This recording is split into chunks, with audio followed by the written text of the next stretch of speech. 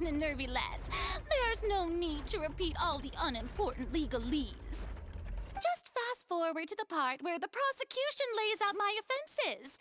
As the defendant and the lead actress of this performance, I still haven't even been informed of my supposed guilt in all of this. Of course, it is only natural for humans to struggle to understand the actions of a god. However, you will need more than that to convict me of a crime. That's true, but my charge here is unrelated to your conduct as an Archon. Instead, I would like to charge you as a fraud who's never been the Archon in the first place. Wait, what was that? Lady Farina's a fraud? Hey, I came here thinking that we were going to try the Hydro Archon for forsaking her duty, but did I hear that? Charge accepted. Lady Farina, do you plead guilty to the charge?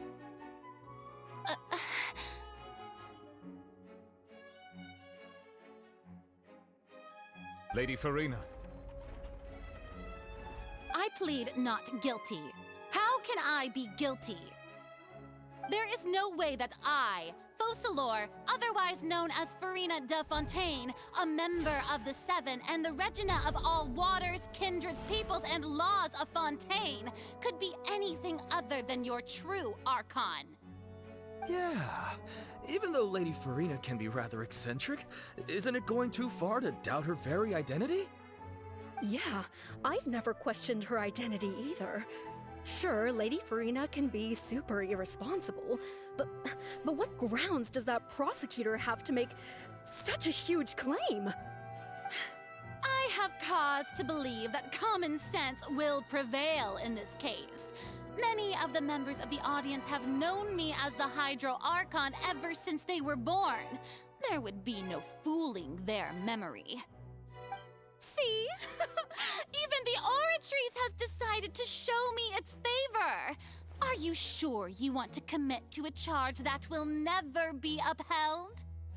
If you wish to drop the case, I can promise you as the God of Justice that you will not have to face trial for making a false accusation. We will treat everything that's happened as a dramatic spectacle and move on with our lives. What do you say to that? An argument with near impossible odds, huh?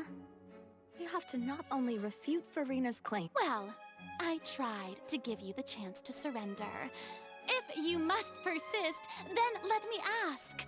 If you believe I'm not the Archon, then... And if I was not the Archon, then how did I manage to live for over 500 years?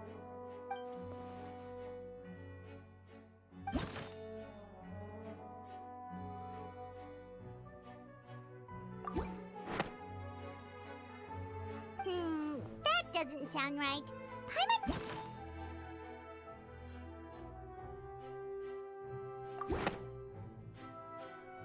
First of all, you may be a member of another long-lived race, which would allow you to naturally possess an extended lifespan.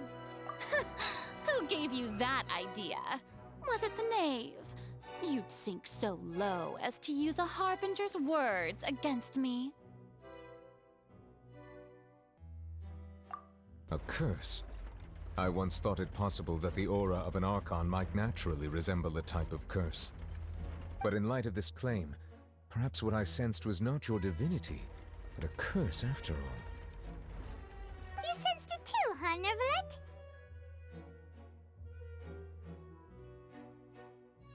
Lady Farina is actually a human? Well, it is true that it's extremely difficult to tell humans and gods apart just by looking at them. It's not impossible.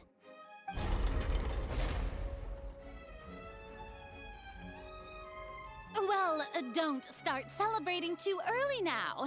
Even if I have been carrying a curse like you said, how does that prove that I am merely a human being? Besides, everyone knows that the main difference between a human and a god is the possession of authority. Gods can do what humans cannot. That's why they're worshipped as gods. For centuries, manifestations of my authority have served the nation of Fontaine. One need only to turn their eyes towards the Oratrice Mécanique d'Analyse Cardinal in this very opera house, or consider the indemnitium that is used in every aspect of life.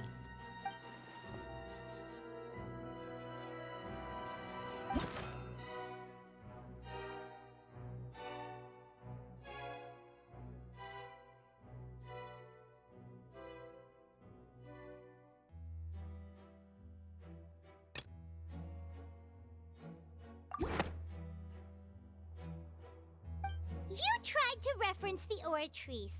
But weren't you as confused as all the rest of us when the Oratrice declared Child to be guilty without any proof? Otherwise, you should have come up with a good explanation for that by now. Didn't I make myself clear at the time? The decisions of the gods are naturally difficult for humans to comprehend. There is no need to provide an explanation. Lady Farina, I believe a reminder of your current circumstances is in order. While the court is in session, the principles of justice and the law must come before all else. While you will prove yourself unable to defend against the prosecution's charges if you continue to withhold vital information against the rules of the court. I never thought you'd use that kind of rhetoric against me. That was no trick of rhetoric, Lady Farina. I've merely reiterated the rules of the court. Rules that all should respect and follow. So,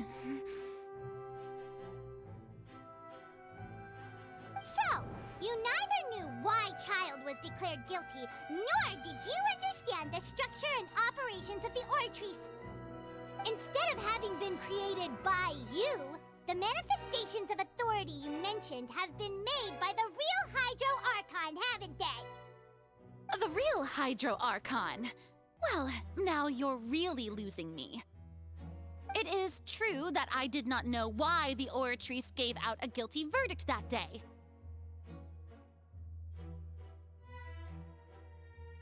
But the Oratrice handed out that verdict unilaterally, and it has been operating independently ever since it was first created. You can't argue that just because a divine creation is flawed, that the god behind it must also be no god at all.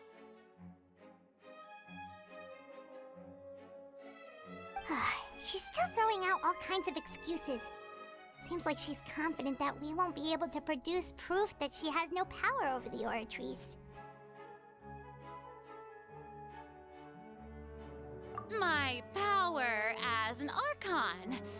There are many ordinary citizens in the audience. How can I just carelessly demonstrate the formidable power of an Archon? If that poses a concern, I'm prepared to extend my protection to the audience.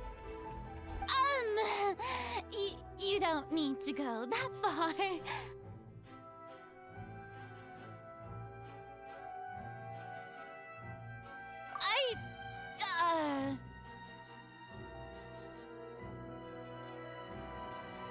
Aren't you the Hydro Archon? Or is it that you can't even wield the power of Hydro, much less the authority of a god? Indemnitium! Yes! It's all because of Indemnitium! All Archons derive their power from the faith of the people, and I've converted the people's faith in justice into Indemnitium! Thus did I give up all of my divine power to provide everyone with energy for their daily lives. Have you ever seen a more magnanimous god? Isn't that a huge stretch? Yeah, no matter how generous an Archon can be, how could they give up all their power? Can a god with no power even still be called a god?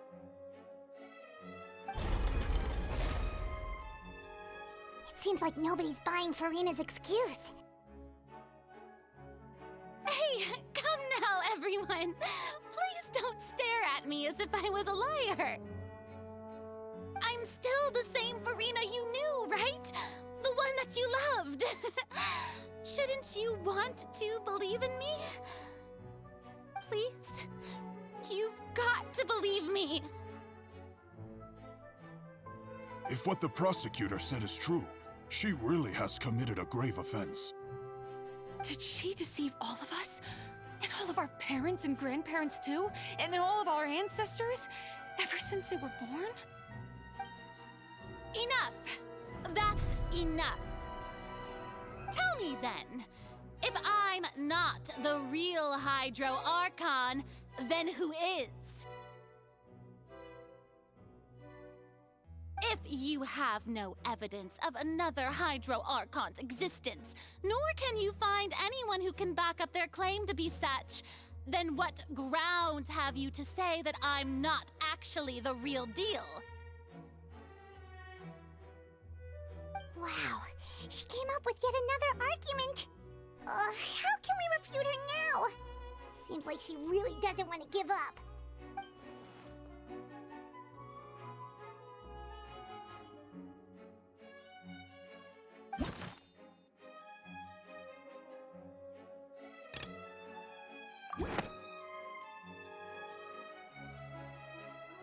It has been established that all Fontanians can dissolve in water from the primordial sea.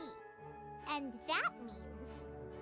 Since you insist on claiming to be a god and not a human, then there's a method that you can use right here and now to eliminate all suspicions of you being the latter. Miss Navia, please apply to serve as a temporary attorney for the prosecution before addressing the court. Though you act in partnership with the prosecutor, you must still adhere to proper procedure. Super sorry, Monsieur Chief Justice. I swear this really will be the last time that I'll speak out of turn. Now, I've brought some seawater from Poisson. As everyone knows, a massive flood struck the area not long ago, taking many lives. Including those of some of my closest friends. So, Miss Farina, would you dare to touch some of the seawater? If we are to believe that you are indeed the real Hydro Archon, touching the seawater would have no effect on you. All it should do is strengthen your case. But if you don't dare to touch it, then we would have basically proved the reverse. Oh, and I must remind you that after the disaster at Poisson, nobody wants to see any more people dissolve. I do hope you'll act prudently and choose the simpler path of admitting guilt. Navia from the Spina di Rasula. The Spina has governed Poisson for many years. I guess her suggestion is valid. If Lady Farina is indeed just a human, she's probably Fontanian like all the rest of us. Would she really dare to try?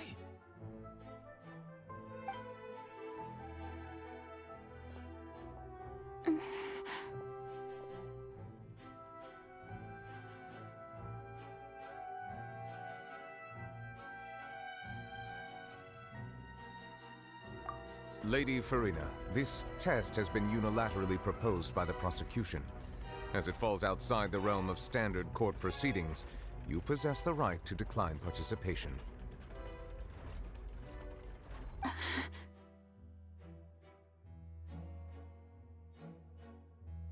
Well, of course he had to tell her that. But refusing to participate is basically the same as a confession of guilt. She's just staring at the water without saying a single word. It really does seem like she's quite terrified of it. That could only mean... What's going on? Is she really planning to... That's not what we thought she would...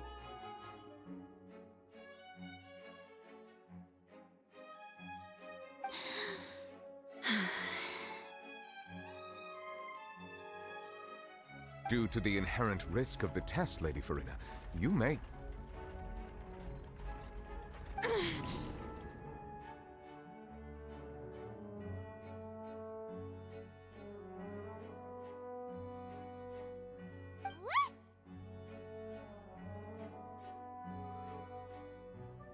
Hey! I'm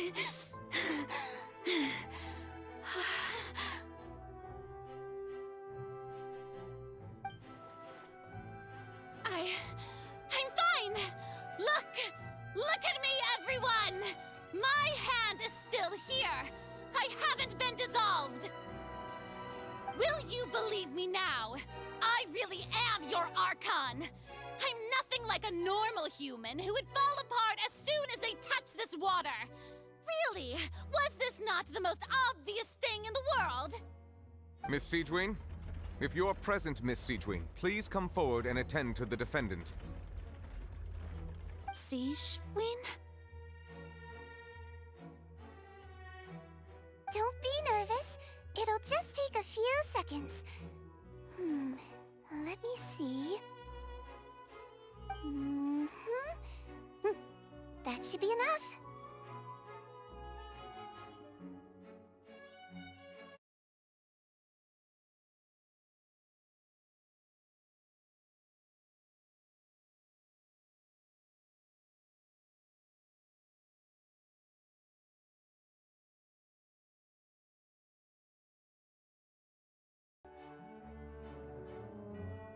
Please announce the results of your evaluation to the court, Miss Siegewing. As everyone doubtlessly saw, Miss Farina was displaying symptoms of hyperventilation and flushed skin. These indicate that she was experiencing the adverse effects of exposure to primordial seawater. The extent to which she was affected is the same as other humans when exposed to primordial seawater of a similar concentration. Thank you, Miss Siegewing. Lady Farina, you may return to the defendant's stand. Oh, wait. What did she just say? I didn't get dissolved. Shouldn't that be enough to prove my innocence? Well, considering your tendency to run from your problems, we did originally prepare a direct sample of the seawater around Poisson.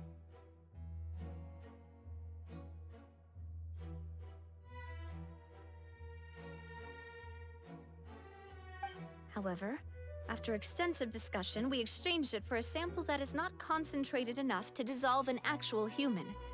After all, on the off chance that something entirely unexpected might occur, we don't want anyone else to lose their life to the sea. Yeah, so out of regard for Farina's life, you secured a low-concentration sample and asked the head nurse to serve as an expert witness. It's a great thing that the direct sample wasn't actually used. Farina could have... I can't believe... you...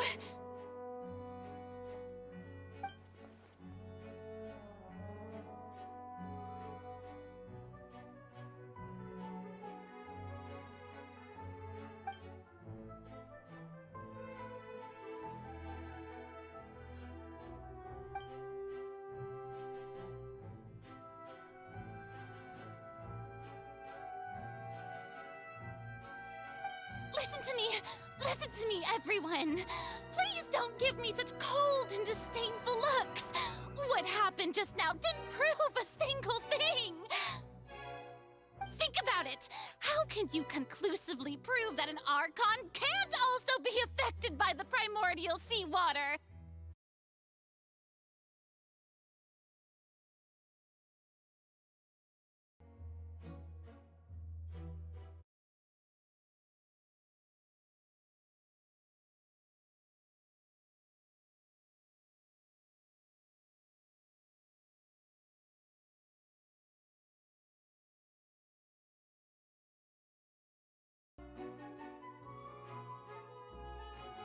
Also, if I was really just a human, why would I dare to just put my hand in that kind of water?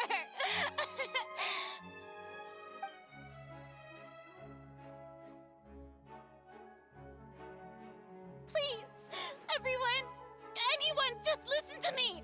I swear, I really am your Archon.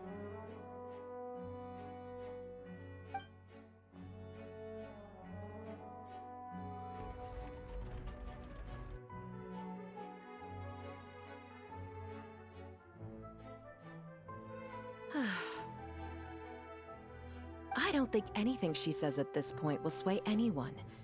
The odds are just too stacked against her now. With all the things that have been said, Paimon doesn't think there's any way left for Farina to win. I believe the time for arguments and presentation of evidence has come to an end. If there are no objections, we will move on to the final judgment.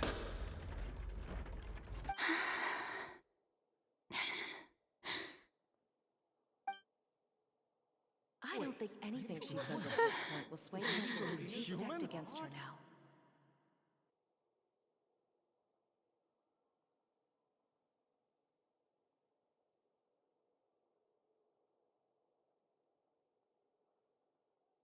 In my capacity as Chief Justice, I shall now render judgment on Farina's misrepresentation of herself as the Archon of Fontaine. As a human who knowingly deceived her fellow citizens, Farina is guilty.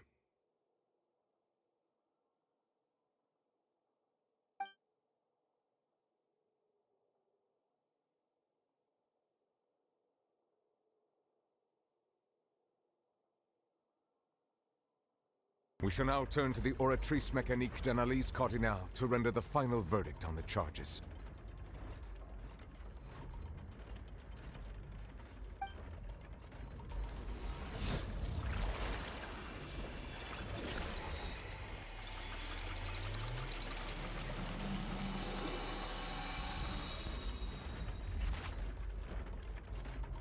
According to the judgment of the Oratrice Mécanique d'Analyse Cardinale, Farina is...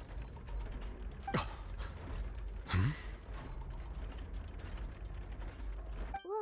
what's wrong? What's the Oratrice's verdict? No, the Oratrice also displays a guilty verdict.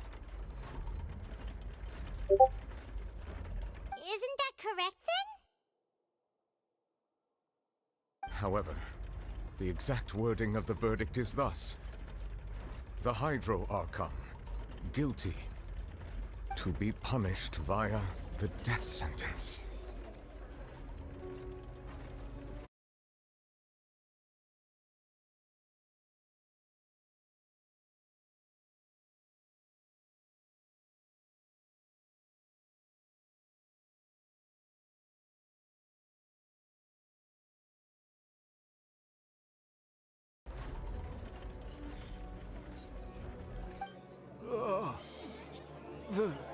The death sentence?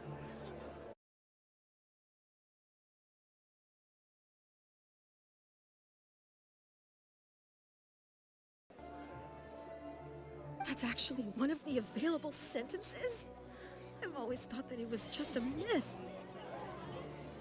The one and only time the death sentence has been handed out at the court, and it's been given to the very person we've worshipped as the god of justice?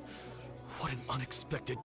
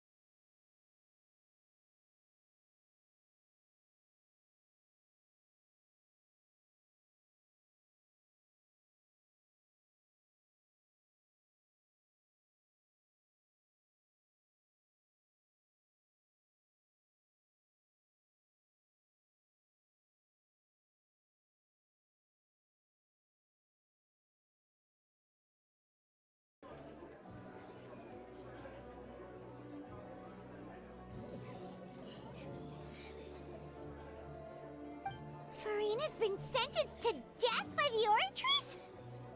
We just wanted to use the trial to show her the seriousness of things so she'd tell us the truth. This outcome is indeed quite strange. According to Fontaine's current definitions of justice, as well as its recommendations for criminal sentences, is this sentence really appropriate for the crimes that have been committed?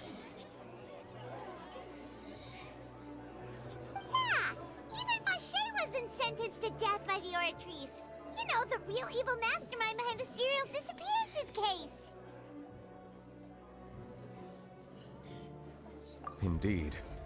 Not only is Farina's sentence overly excessive, the very point of our trial today was also to prove that Farina has never been the Hydro Archon in the first place. But now, the Oratrice seems to have deliberately invoked the title of the Hydro Archon. What does this mean?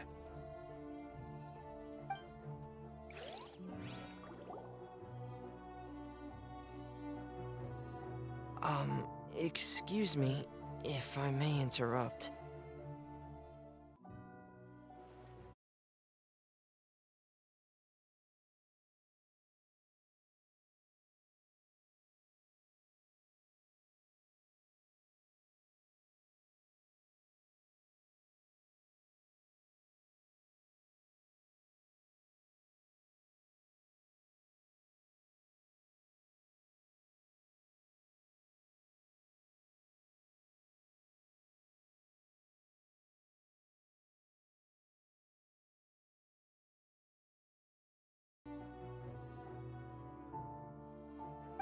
Is the trial still going? Fremine! Huh, you finally made it. I assume this means you've completed your mission? Mm-hmm. Any to me will always be top priority.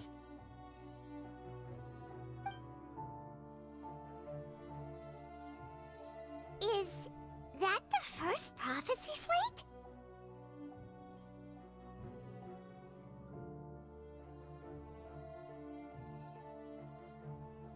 Huh. So the knave privately arranged for Fremine to try and find the missing slate. I looked everywhere and finally found it at the bottom of the sea. It took me a long time to get around some dangerous stretches of water. But has the trial already concluded? Then doesn't that mean I've come too late? Oh no. Father will be disappointed in me. Thank you for your hard work, Mr. Fremine. Please allow me to review the record left on the slate.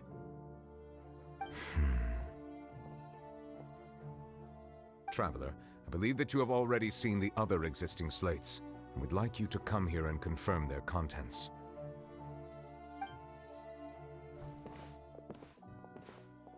Huh? So what do you see? What is it?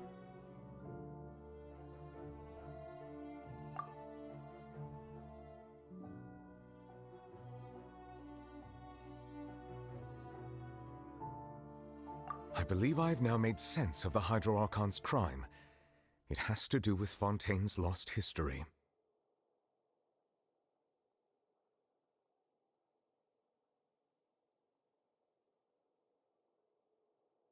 Huh? Isn't the Hydro Archon just guilty of deceiving her people? Oh, wait, no, that's Farina, and we've already proven that she's not the Hydro Archon. So when you say Hydro Archon, do you mean the real Hydro Archon we've been kinda talking about? In truth, everything that you've encountered in Fontaine up until this point can be traced back to the contents of these stone slates. However, I'm uncertain as to how much sense they currently make to you.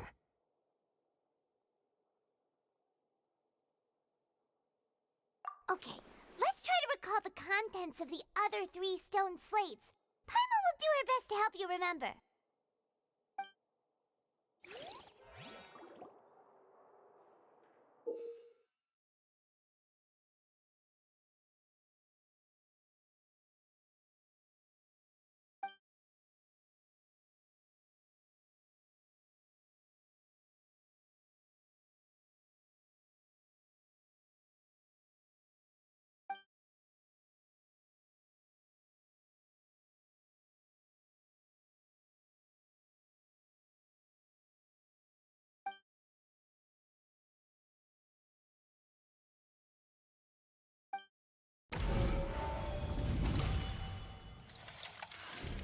The first stone slate describes what you just said.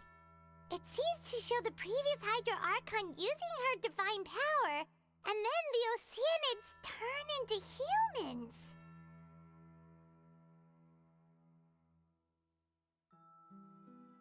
Does that mean that Fontanians are transformed Oceanids? Oh, Paimon wasn't expecting that. But if Oceanids can turn into humans, then perhaps this process can be reversed as well. The second stone slate shows Celestia floating in the sky, and the Hydro Archon and her people worshipping it together. But the heavens still brought judgment down upon them. This must be the point when the Hydro Archon and the Fontanians were branded with their original sin. Does this mean that the original sin and the Hydro Archon sin are the same thing? The third slate shows the Hydro Archon sinking into the sea surrounded by many people. That reminds Paimon, didn't we also watch that happen to someone else? Well, the fourth slate is the prophecy the Fontanians have been talking about. People dissolving into the sea, the Hydro Archon crying on her throne, and so on. We didn't believe that such a crazy disaster could happen at first, did we? But after that incident, it was just a question of when and not if.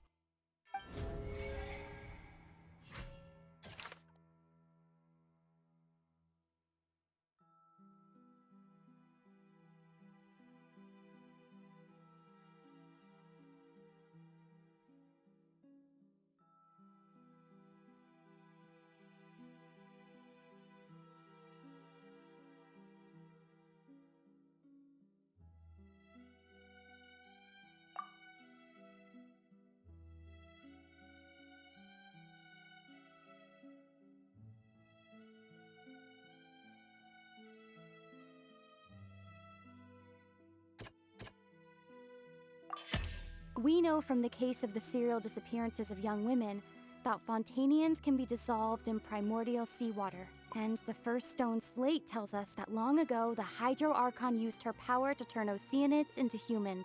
This might be the reason that Fontanians can dissolve.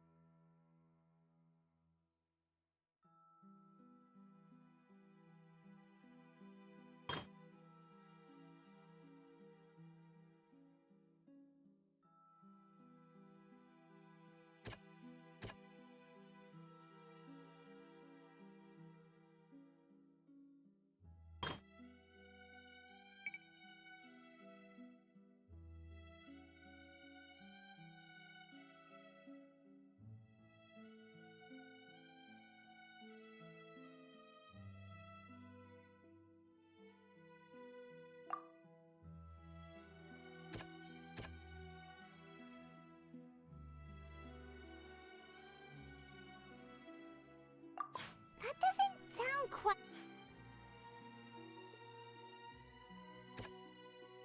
That doesn't sound... That doesn't...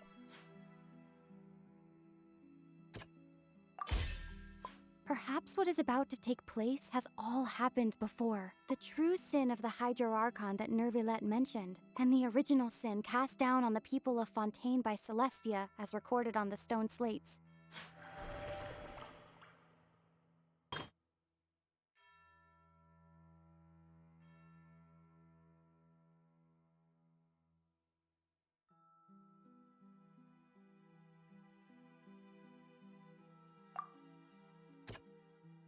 That doesn't sound...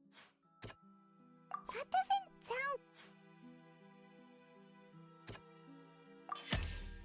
It's not as simple as falling into the sea. When Navia fell into the sea, her consciousness was subjected to judgment. The stone slates show the people gathered around the Hydro Archon in the sea. Could that be alluding to the same thing?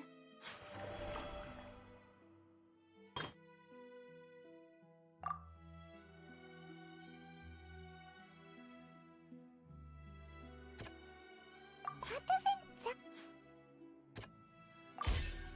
prophecy from the stone slates found its way into society, but not many people believed it at first. The fortress of Meropide was nearly flooded with primordial seawater, which we know can cause Fontanians to dissolve.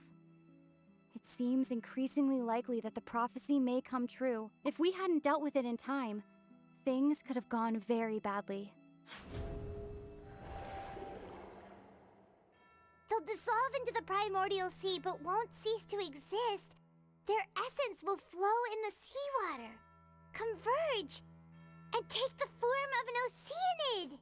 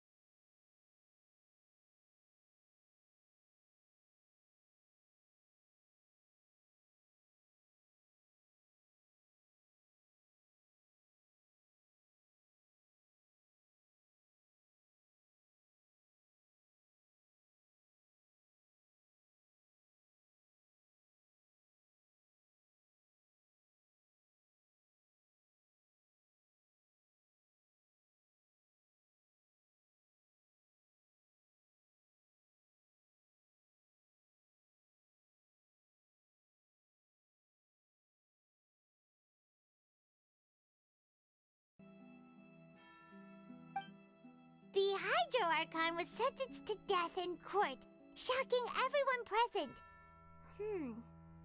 Perhaps this means that her sin was actually Fontaine's original sin. Navia fell into the water inside those ruins, and she nearly dissolved. She was surrounded by the people of Poisson in a court within her consciousness. And the eruption of the primordial sea at the fortress of Meropide was the surest sign that the prophecy was about to come to pass no matter what. The prophecy's contents can all be verified by recent events. If we combine what we know together, loads of truths should come to light.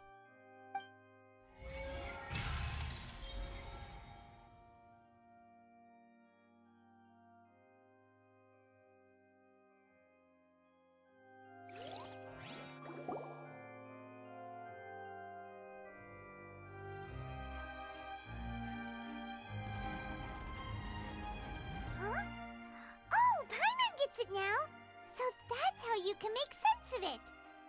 But then it feels like we're going to have to share some truly shocking revelations. Let's hear them.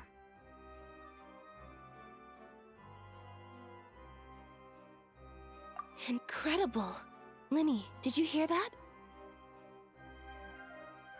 We're not real humans.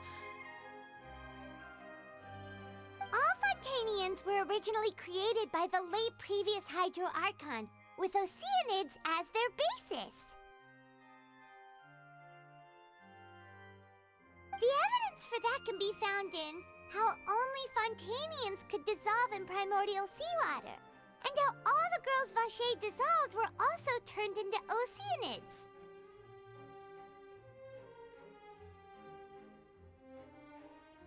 Oh, and according to Navia, when she was about to get dissolved, she also saw everyone gathered around for a trial, all of them in the shape of oceanids.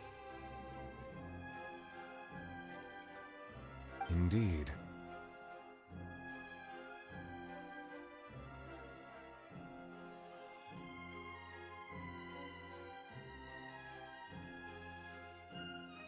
Yeah, and it follows from the content of the first slate that she probably angered Celestia by creating humans without prior permission.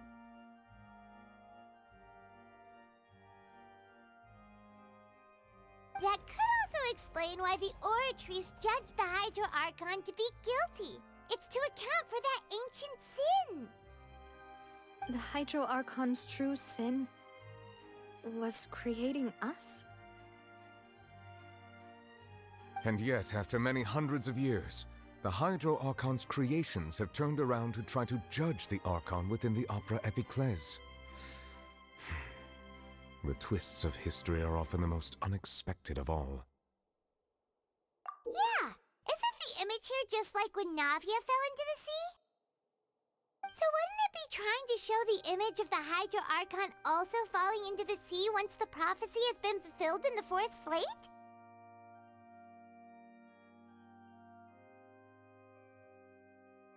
In the end, the people will all be dissolved into the waters, and only the Hydro Archon will remain weeping on her throne. Only then will the sins of the people of Fontaine be washed away. Did Paimon get all that right? You've made some keen deductions. I must say, given how much you still don't know, it is impressive that you've already managed to connect so many pieces of the truth. However, while you were able to decode all the information on the slates, they've also been etched with an additional layer of hidden information using a different power source. When we were at the ruins, I tried to decipher the hidden information recorded in the slates. But since we only had 3 slates at the time, I was unable to come to a full conclusion. Now that the slate collection is complete, I shall make another attempt to decipher the narrative recorded within. If everything goes well, we should finally be informed of the unadulterated truth.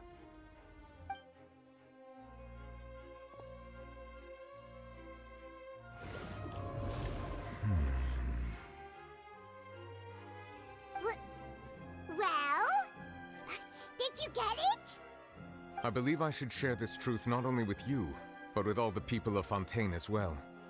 I will try to briefly summarize it for you.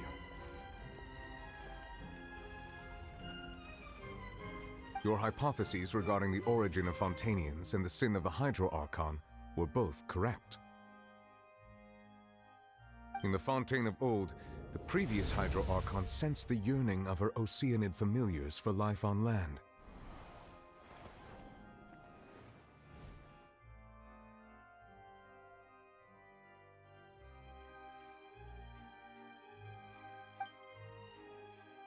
The Oceanids were enamored with the beauty and romanticism of human beings, and wishing to have those experiences for themselves, expressed to the Hydro Archon their desire to become of a similar kind.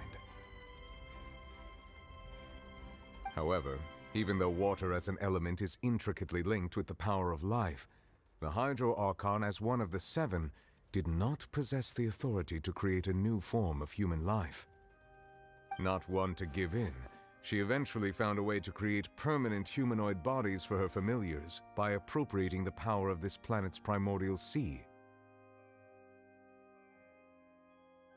She poured primordial seawater into the Oceanid's blood vessels, creating humanoid mimics in the process. But if Fontainians were to ever come into direct contact with water from the primordial sea, the power within their bodies would escape these artificial restraints and return to the sea. As a result, their forms would collapse, and they would be reverted to their original forms as Oceanids.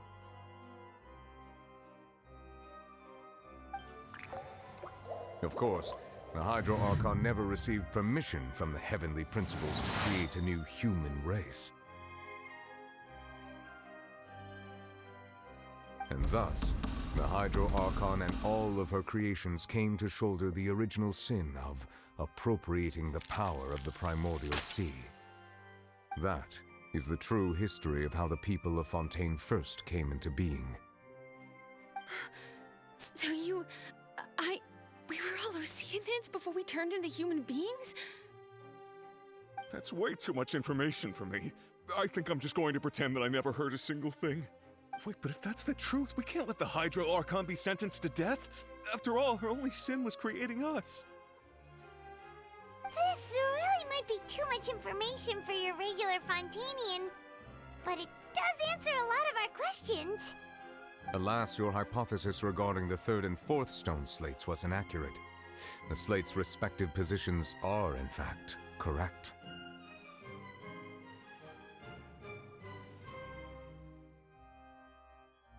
A key point of the visual on the 3rd slate is how all the individuals depicted in the water are humans rather than Oceanids. They have not been dissolved, which implies that the water depicted in this slate is not water from the primordial sea. The nation of Fontaine is the nation of Hydro, as well as the nation of Trials and Justice. Instead of being the literal element, the water in the scene symbolizes judgment and justice. You may also recall Navia's experience. When she fell into the sea, her consciousness was surrounded by that of many others who intended to hold a trial to determine her fate. Therefore, the meaning of the third slate is that the people of Fontaine shall try the Hydro Archon at the court of justice. Yes, it refers to our present situation. I think I'm following now. So, what you're saying is, even though we decided to put on this trial to avoid fulfilling the prophecy, in truth, everything we've done has happened exactly as the prophecy foretold. So now, it seems, we're the ones making sure it comes true. What should we do? Huh. No matter what, the prophecy will be fulfilled. Is this— If that's the case, does that mean the scene in the fourth slate will also be fulfilled soon? Traveler, I would like to point out another small fallacy in your deductions. About the fourth slate, you probably thought that the eruption of primordial seawater beneath the fortress of Meripede served as the surest sign that the prophecy was about to come to pass, yes? However, I believe that rather than being a sure sign, that eruption could in fact only be a small warning of something far worse to come.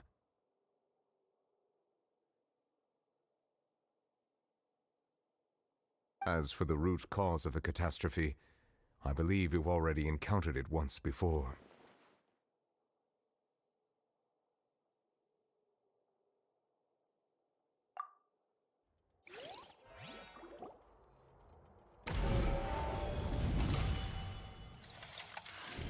This eruption was just a small warning of the things to come. We must find the root cause of the disaster.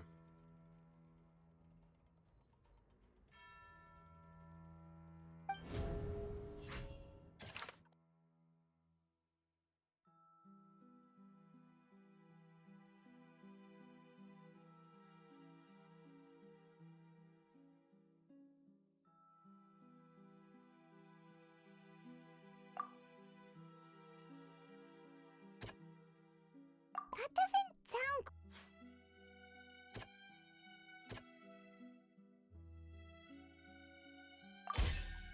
It was both dream and reality. If we're talking about a true culprit, that could only be that thing inside the primordial sea, right?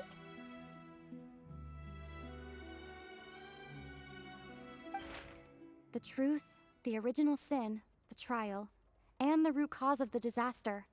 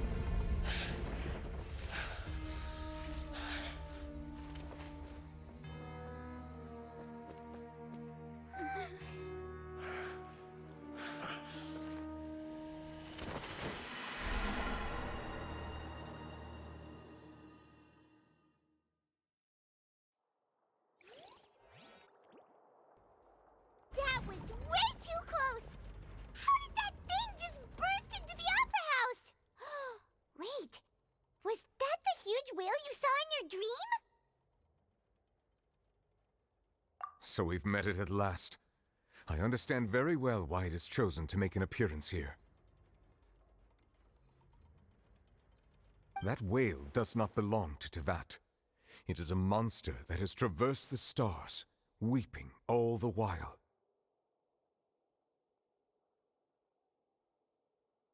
It has been greedily consuming the energy from the planet's primordial sea, using it to grow.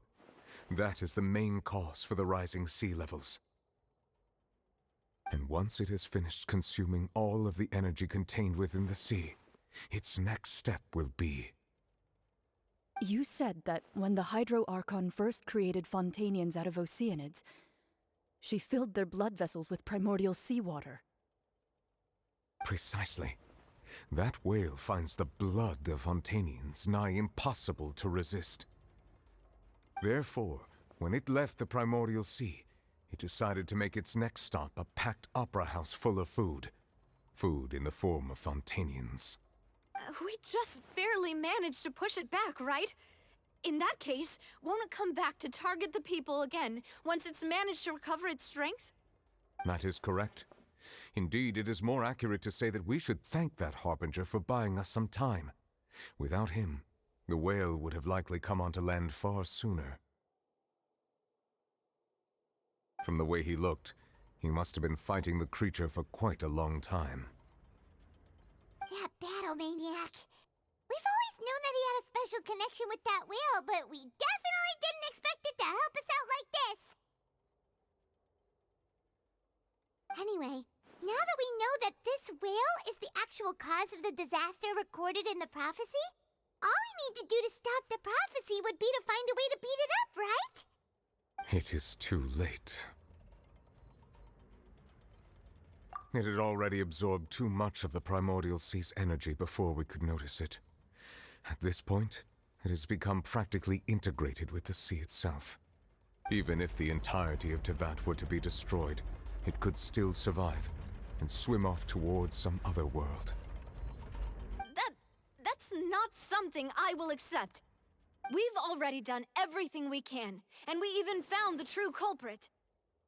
We've come so far. You can't just tell me that the last hurdle is some impossible foe. That's just not fair. Indeed, that's not how a grand performance should end. I'll fight it to the end, no matter what. So the prophecy will be fulfilled no matter what, huh?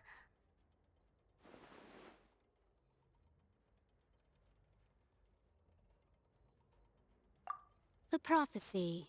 Yes, what has been prophesied will be fulfilled. You may view such things as the history of the future.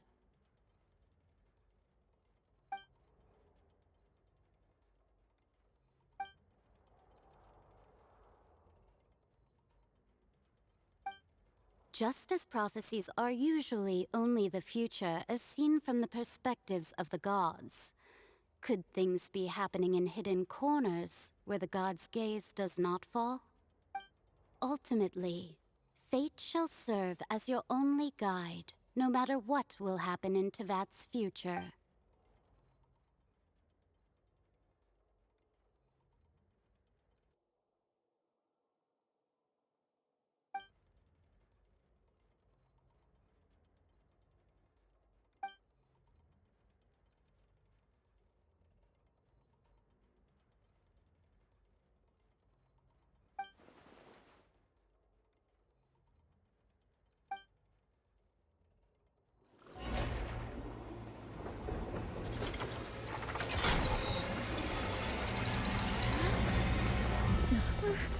What's happening with the Oratrice? I believe it is preparing to carry out the death sentence.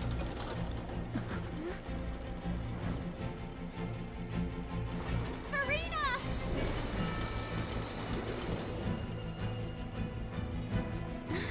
No, I still need answers.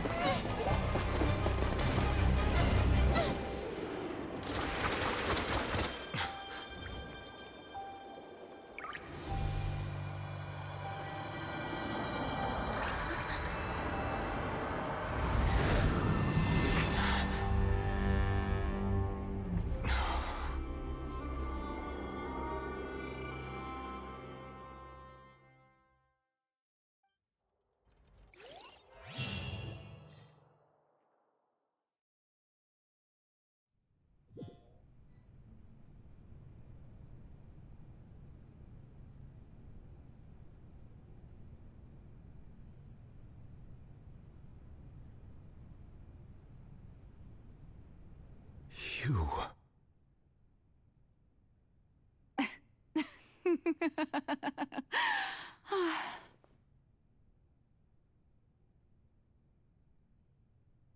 Sorry. That shocked expression on your face is just too amusing. I couldn't help myself.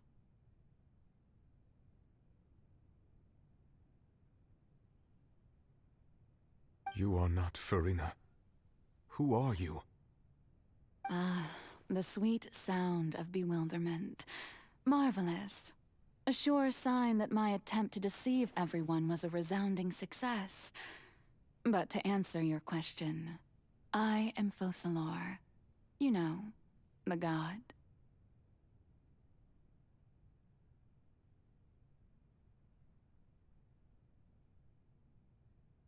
Focalor, why did you deceive us? Oh, that wasn't my goal, of course. Goodness, no. But I had to fool everyone else too, if I was to stand any chance of deceiving the heavenly principles. Deceiving the heavenly principles?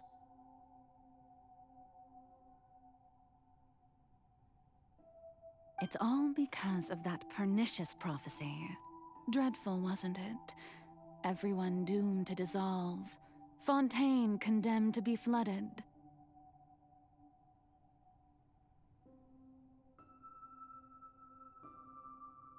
One was not amused. In fact, one was positively bemused when that problem was thrust upon me by my dearest predecessor.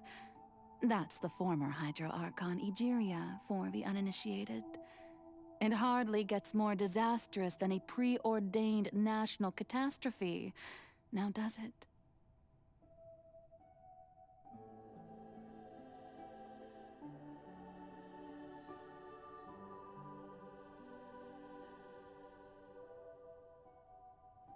She knew full well that the prophecy would surely come to pass. And as one of the seven, she also knew full well that one defies the heavenly principles at one's peril. So yes, as you have no doubt surmised, it was a rather impossible situation that I found myself in.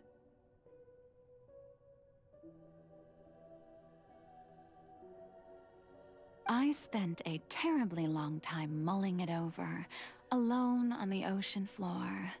And I was almost growing barnacles by the time I finally realized there was only one possible solution to this confounding conundrum.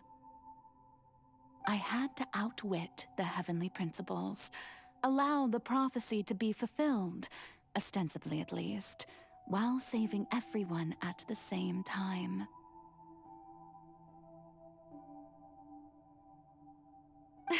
I'm a genius, I know. I can only assume that's why Egeria chose me as her successor.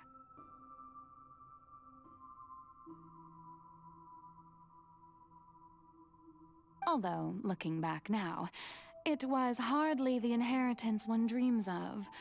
Between the task of saving the nation, the quotidian duties of the Hydro Archon, and not to mention the original sin of creating a new race of humans, I dare say she left me quite a colossal mess to clean up.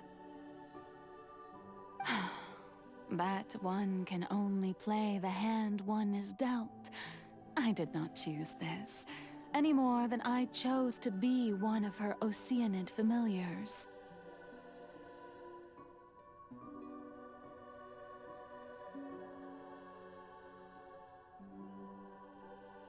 So you were also once one of the Oceanids, transformed into a human by Egeria's hand.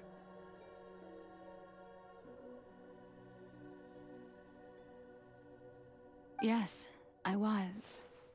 I always dreamed of becoming human. And I still do, even now.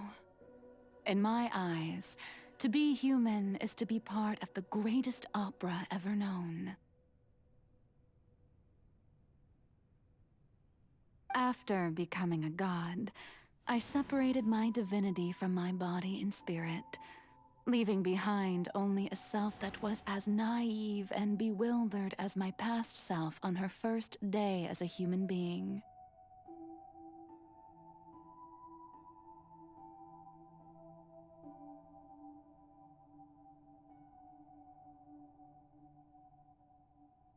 The me you see before you now is that divinity, and the human counterpart I left behind, I named Farina.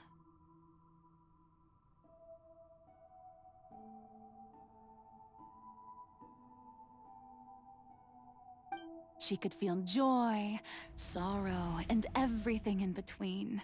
She could be as vain and conceited, or as meek and vulnerable as she wished. Her strengths were of a kind only a human could possess, as were her shortcomings. But in my eyes, Farina's humanity was what made her perfect. She was perfectly human in every way, the person I always wanted to be.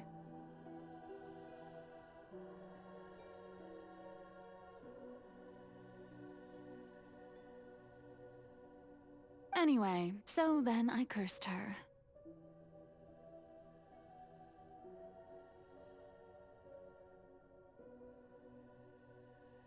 All part of the plan, of course.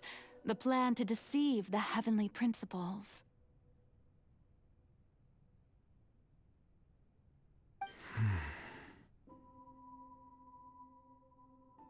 Do you still remember the final scene of the prophecy?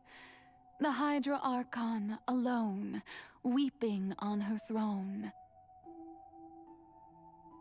In order that the prophecy might appear fulfilled, I invited Farina to be an actress, to play the part of the Hydro Archon in the prophecy. Under the curse I placed on her, so long as I, Focalor's divinity, continued to exist, she could not die. But nor was she free to live her life in the pursuit of happiness.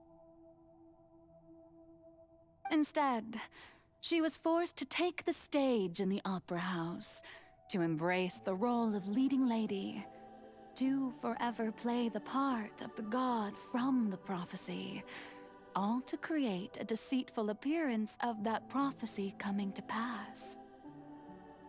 I suppose now you probably understand why your court is called the Opera Epiclese.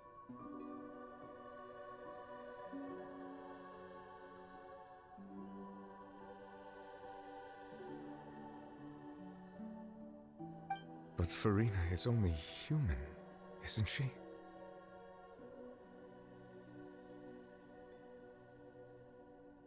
Even though she has had a long life, her mind is no stronger than that of any other ordinary human being. I cannot begin to fathom what she has had to endure. It must have been torture for her.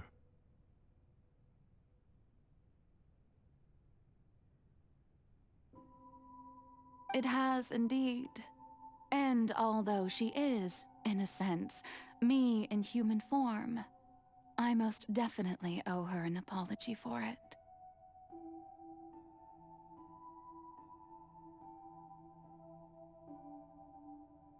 It's been 500 years.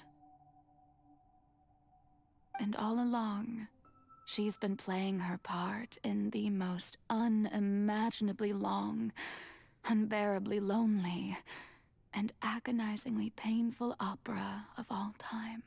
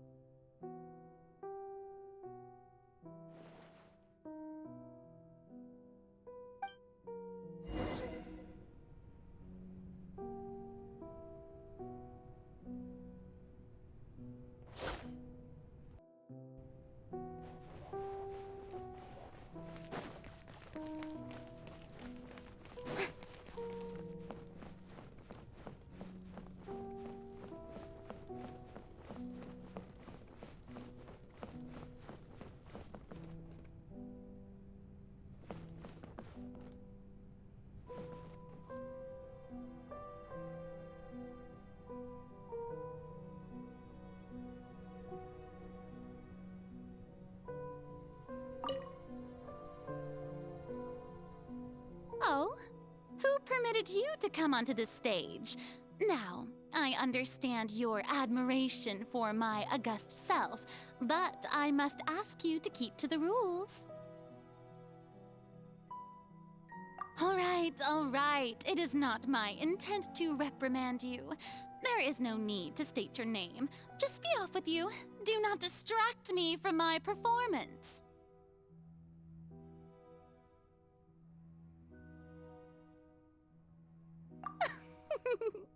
Oh, do not jest. Can you not feel it?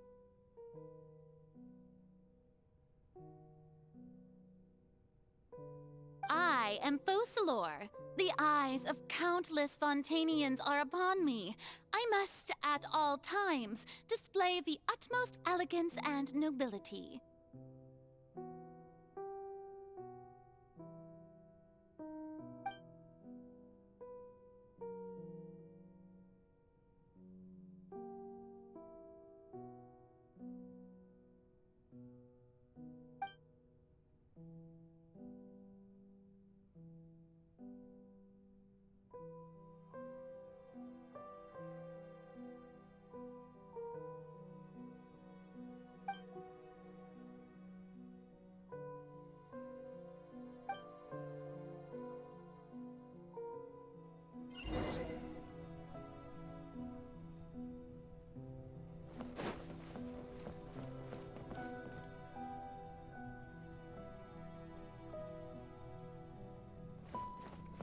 Dear audience, the performance is experiencing a technical difficulty, but worry not. The guards shall resolve it soon.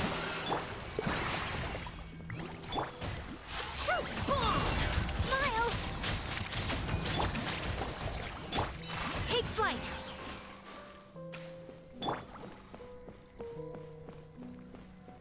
Hey, what gives? The audience is still watching me, you know. Guards! Wait, where are the guards? Guards! No. Take your true form.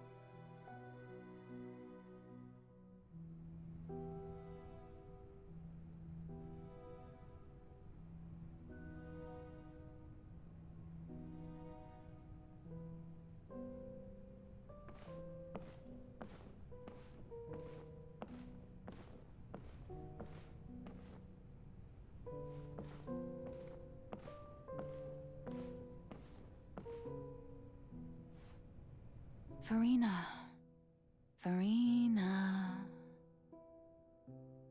Huh? Who's that? Who's calling me? Where are you? Be not nervous. Be not afraid. I am before you.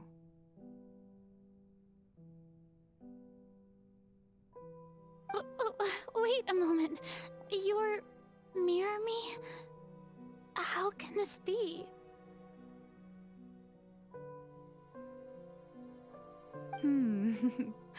Mirror you, huh? You know what? That's not bad. Let's go with that.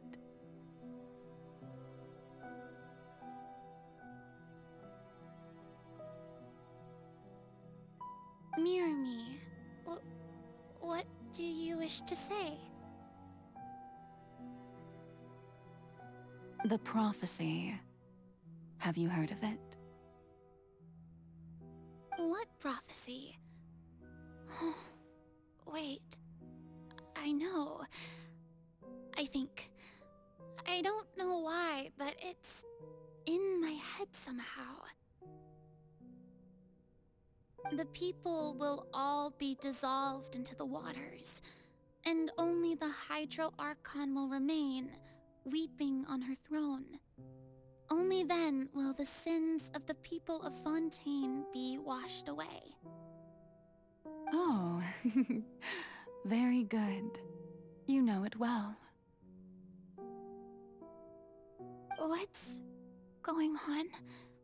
I can't seem to remember anything clearly. The only thing I know for sure is this prophecy. Will it really come to pass? Yes, it will. And that is why I've come to you. Disaster will come to Fontaine sooner or later. Things will develop just as the prophecy declared. There is no escaping it.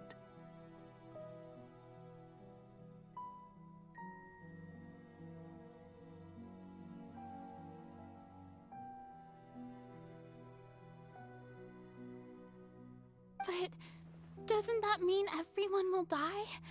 I'm a Fontainian just like them. Will I dissolve too?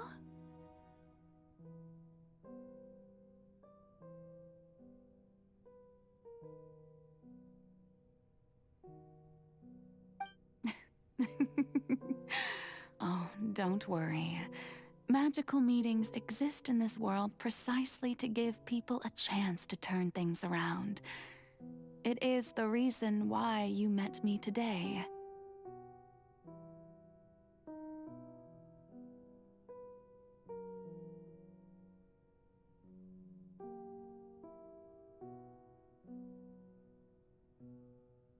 I will tell you how to save everyone, but you may have to suffer somewhat.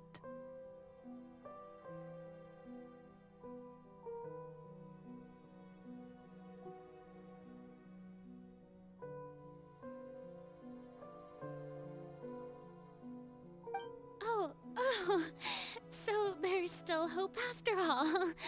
Goodness, you frightened me. You spoke so much and with so much certainty.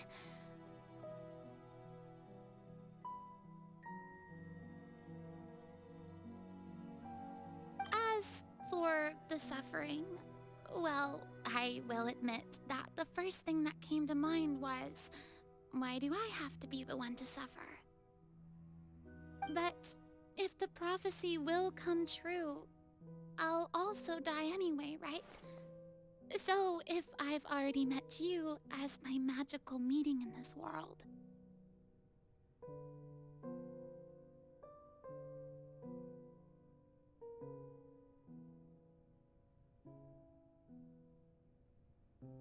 if there were scales, with all the people of Fontaine on one side and my pain on the other, is it not obvious where the scales should tilt?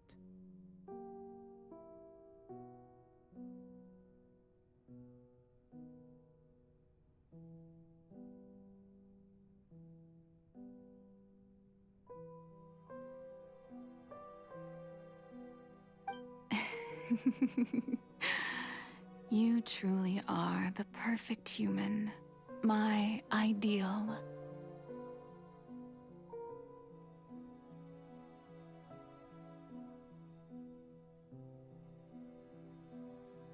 I suppose this would also be the justice that belongs to you.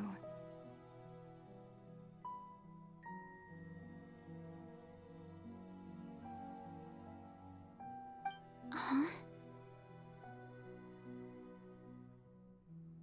Don't worry, it's nothing.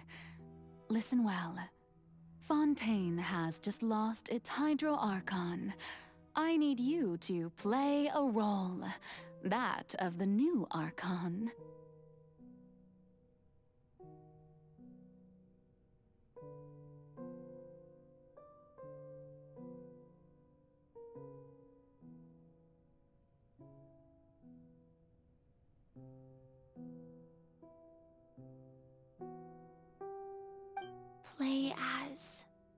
a god?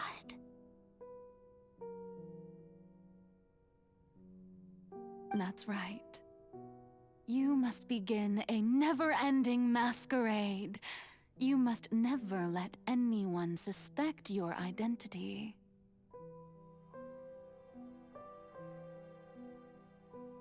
If you can keep it up, then I shall have my way of defying this prophecy. But should your identity be revealed, then all hope will be lost.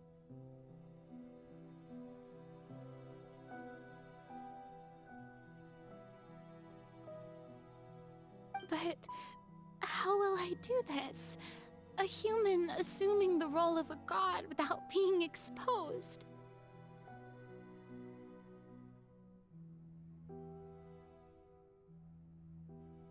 Don't worry.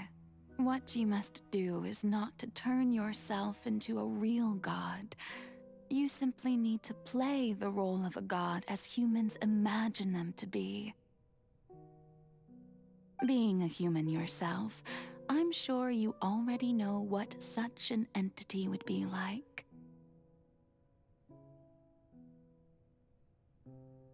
Remember, your true challenge will not be pursuing divinity, but contending against humanity.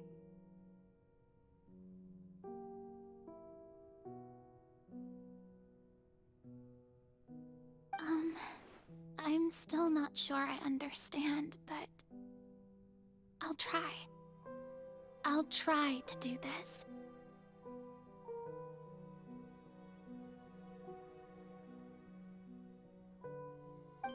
So, how long am I going to have to play this role? To accomplish this mission, you will have to stay on the stage for many, many years. You will endure and not grow old until your task ends.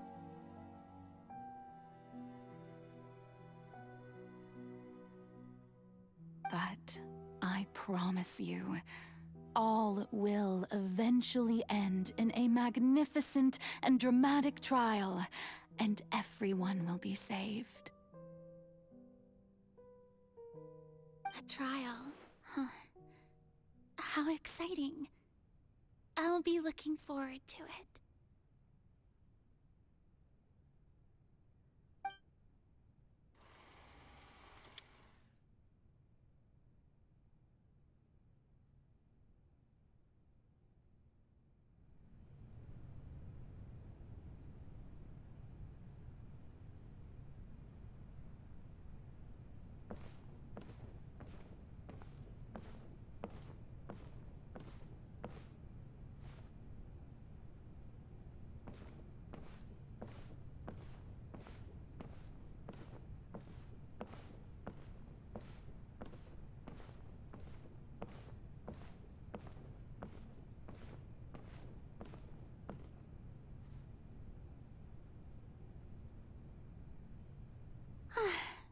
The Maison Cardinalise has announced my accession, but this is my first time facing the people.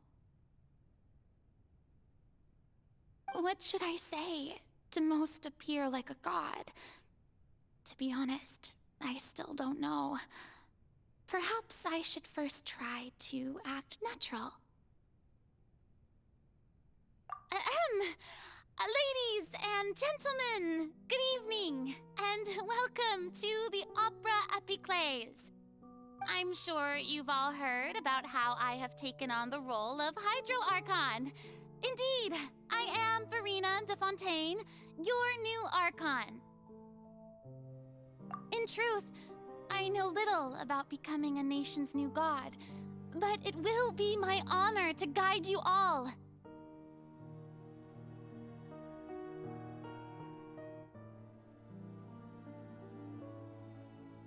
As the god Focalor, the god of justice, I shall do all within my power to lead you into an age of fairness and justice.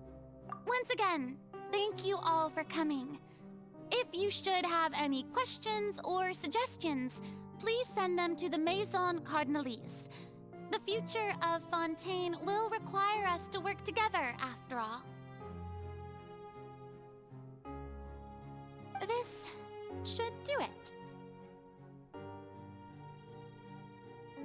I thought I might stammer, but thankfully, I was able to convey my thoughts just fine. Okay, and next. That's the new Hydro Archon. Is this some kind of joke by the Maison? I would have thought that a being that surpasses humanity would be a bit more assertive.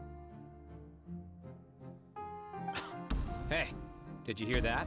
She even told us to send her suggestions there at the end. Shouldn't gods be all-powerful? She's being so modest. What's the difference between her and an ordinary person, then?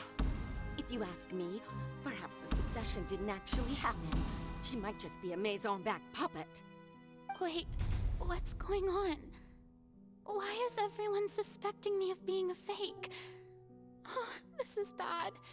If I get exposed here, there'll be no saving the people from the prophecy. Right. Mirmi said that I just need to play the role of a god as humans imagine them to be.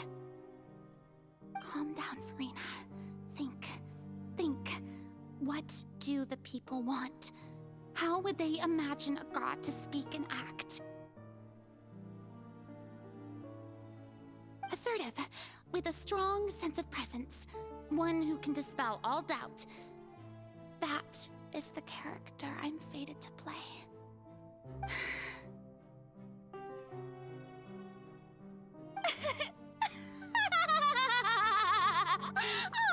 Oh, very good, my people. Only ones such as you are deserving of my rule. Now, I was wondering if some weak puppet were to one day come onto the stage and claim ownership of this opera house, would the children of Fontaine follow them? Well, it seems that you would all see right through them. Having passed my test, you are qualified to witness wondrous trials alongside my august self, here in this opera house. You may consider my previous act a door gift of sorts. I thought it was a debut that suited the atmosphere.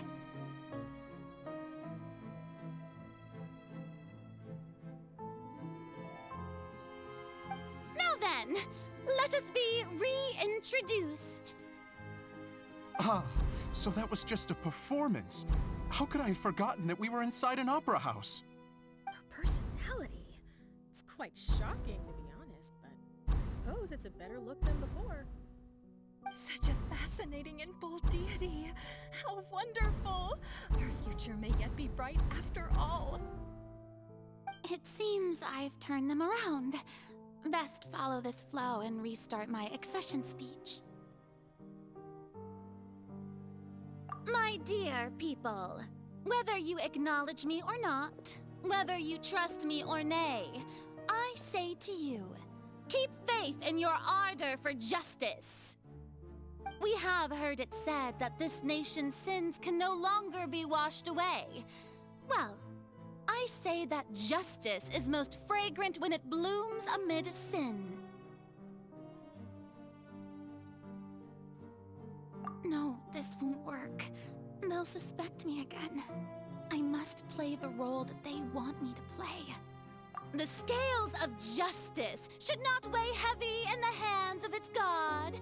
On one side, it must carry fairness and justice. And on the other, praise and applause. May law be the prayer on our lips. May judgment be our worship. Let us light the fires and drink to the future of Fontaine.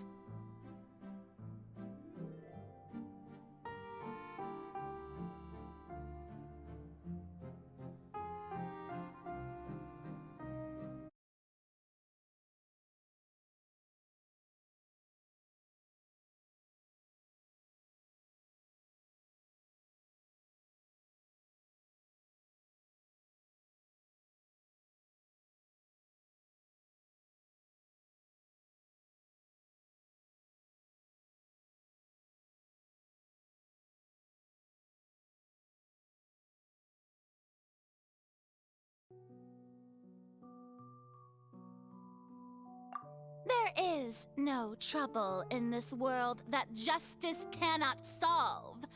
All that is needed is for you, my people, to believe in it, heart and soul. So long as I, the Archon Focalor, stand within the Opera Epiclese, so long as I stand before the Oratrice, I shall even judge the gods of this world!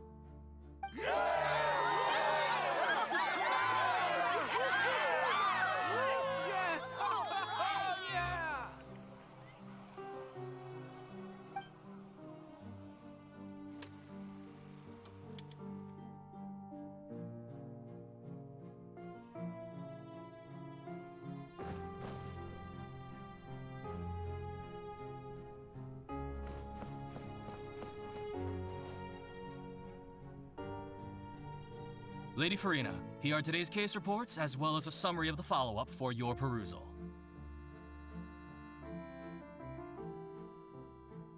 Come now, was I not just at the Opera House in person? Leave these kinds of things to Neuvillette. Besides, none of these trials were the one that I'm looking forward to the most.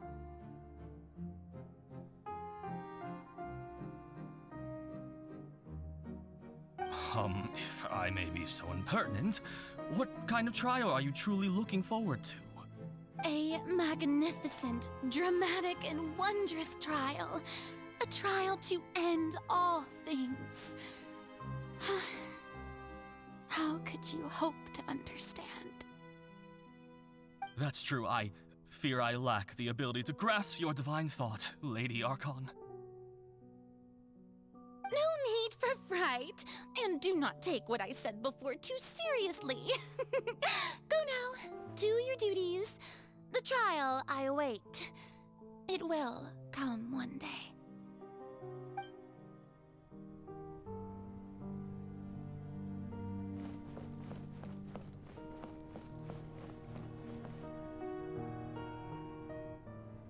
Lady Farina, I don't know what to say. Thank you for agreeing to see me. No need to thank me. Or rather, thank your own sense of perseverance instead. Long have you stood in line to meet me, have you not?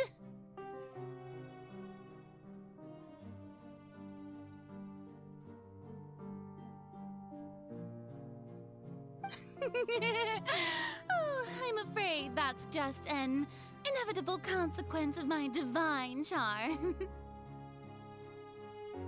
All right, Deoteria, is it?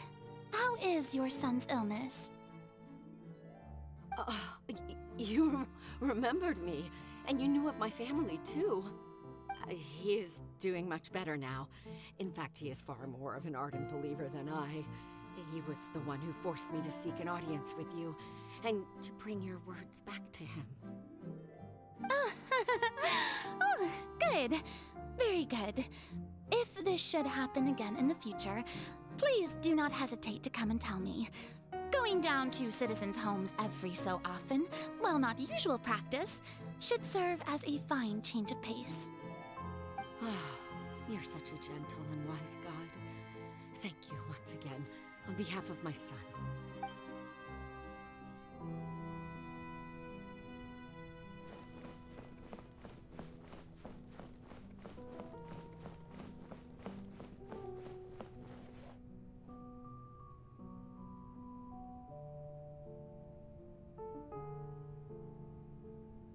Lady Farina, here are the latest hydrological reports.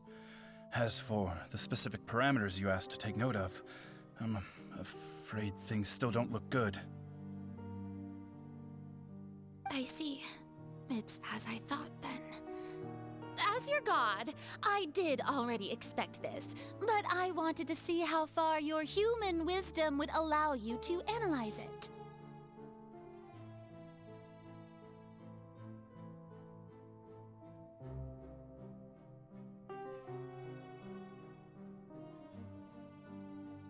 All manner of signs indicate that the prophecy will still come to pass.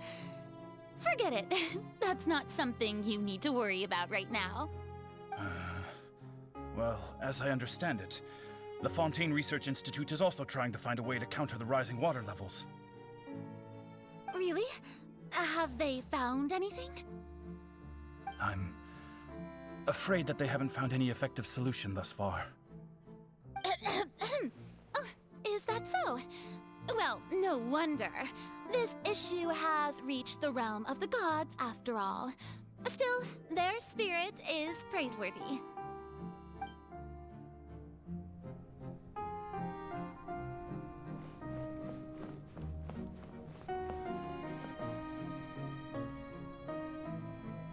The day is finally over.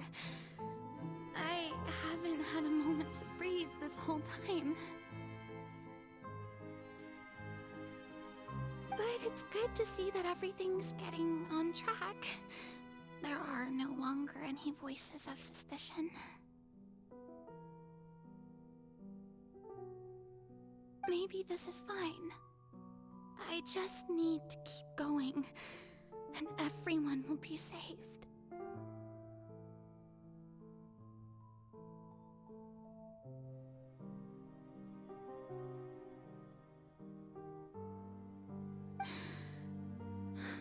All right, Farina, don't think too hard about this.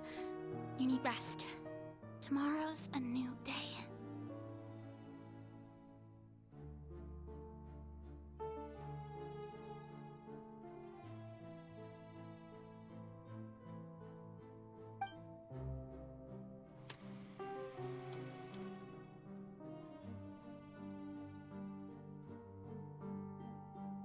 Lady Farina, here are the new trial reports for the latest cases, as well as a summary of the follow-up.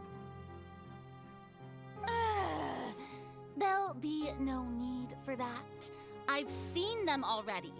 There's no need to go back over scenes I've witnessed in person before.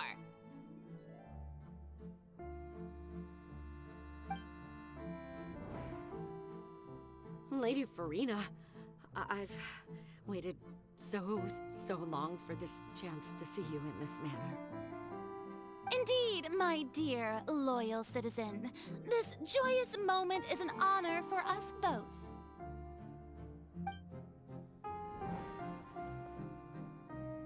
Lady Farina, we're detecting significant hydrological anomalies near Poisson. Understood. Keep monitoring. Keep me informed should anything come up at the Institute.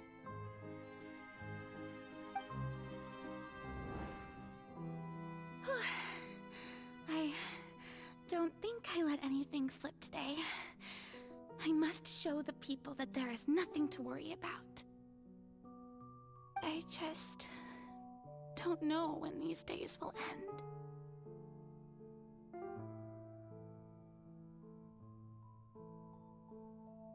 I feel utterly exhausted. Best to rest early today, too.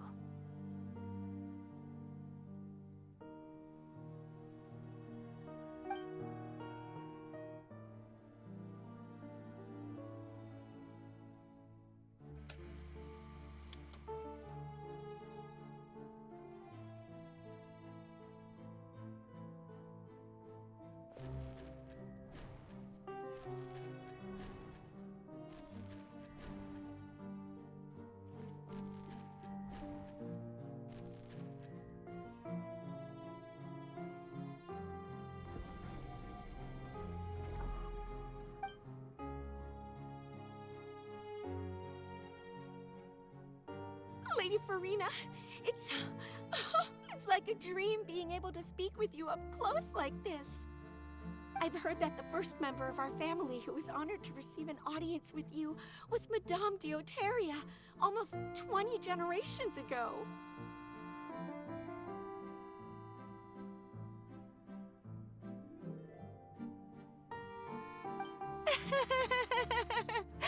And what a fine family yours is indeed. It brings me great joy to meet such a faithful believer, a descendant of a line most ardent. Surely you exaggerate, Lady Farina.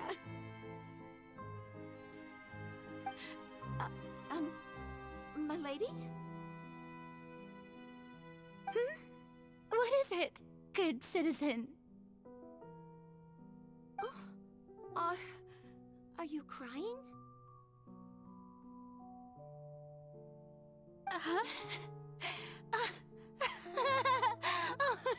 Really now? I didn't even notice. This must be the overflow of hydro from my person. Well, can't quite help being the god whose dominion is the waters, can I? No wonder. No wonder. A manifestation of your power, then. Oh, Archon, I am honored to have witnessed it. Honored indeed.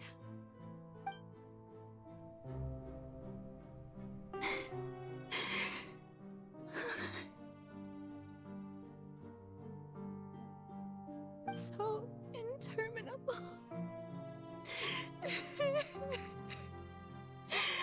So lonely. Just how much longer? Hundreds of years must have passed by now. Perhaps the show must go on for hundreds more.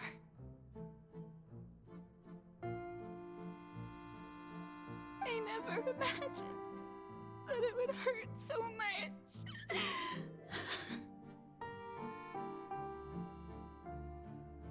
Have I reached my limit? No. Perhaps I reached it long ago. Today I didn't even notice my own tears. I want to tell someone, anyone, about this. But would that not destroy all I've done so far? I've conducted so many investigations across the centuries, but there's not even a sliver of hope that we might break the prophecy. All I can do is keep heart. I must maintain this act. It is the only way to save Fontaine. Please, mirror me. You have to succeed.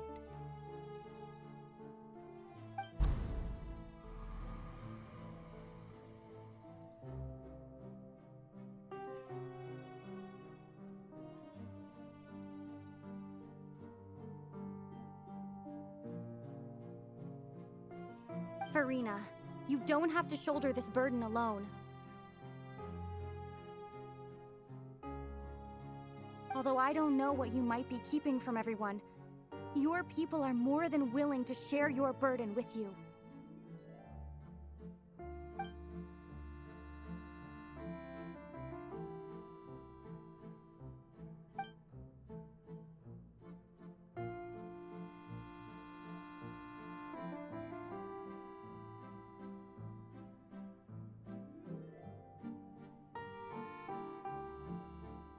Share my burden.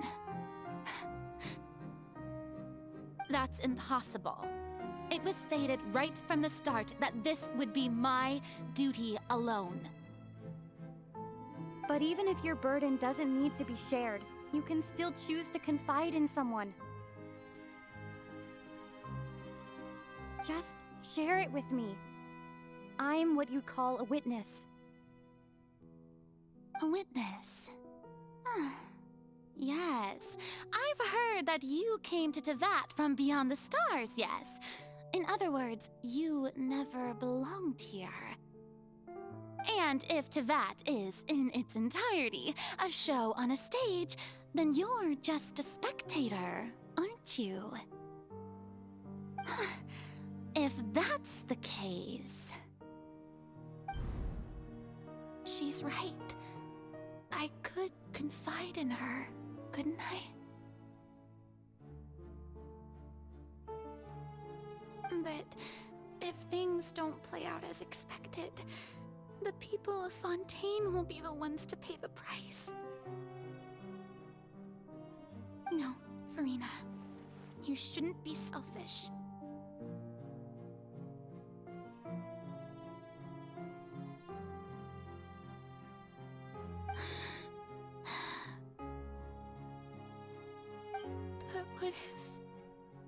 What if it's really alright?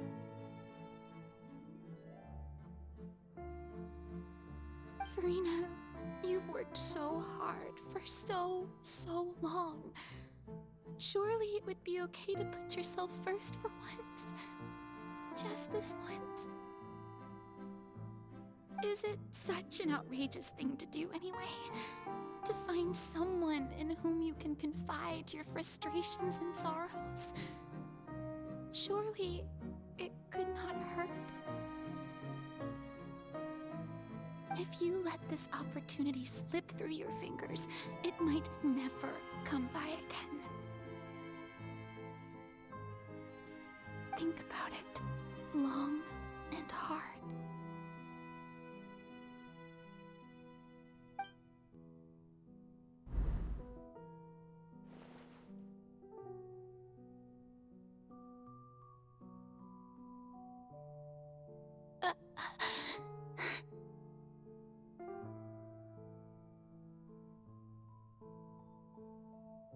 No, I have nothing to say.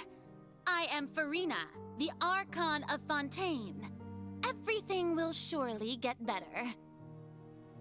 All you need to do, dear spectator, is to witness my performance until the curtains fall.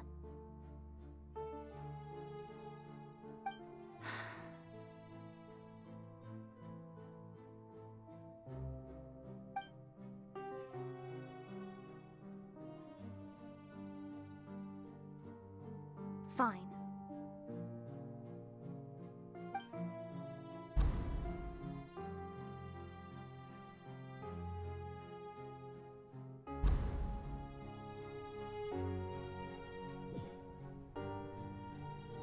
So even Farina doesn't know the truth?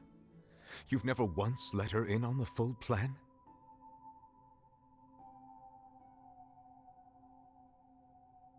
Yes, it had to be done. To deceive the heavenly principles, you must first deceive yourself. She did very well. If she had let her resolve falter even once in these 5 centuries, Fontaine would have been doomed to the most tragic fate.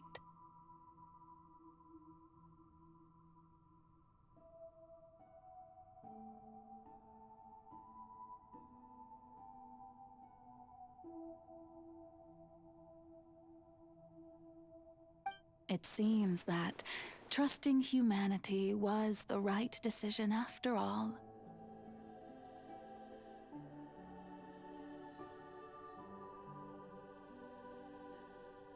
I believe that I understand how your deception works, but that is only half the truth, is it not? How would you build on this foundation to save the people of Fontaine? That is the most important thing. Ah, good. Of course, the Iudex of Fontaine has pinpointed the crux of the issue. I'm sure you've long sensed that the Oratrice is no simple machine, yes? I've always suspected that it had its own consciousness, and Linny did mention that he heard a human voice within the core chamber. It now seems that that person was you, hidden within the machine all along. Am I right?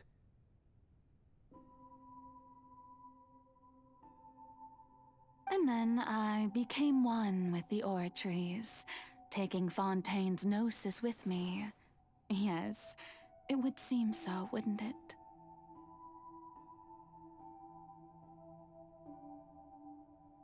Alas, your understanding of this device still lacks sufficient depth. In truth, it is no enactor of justice. It is, in fact, a device created to kill the god of justice.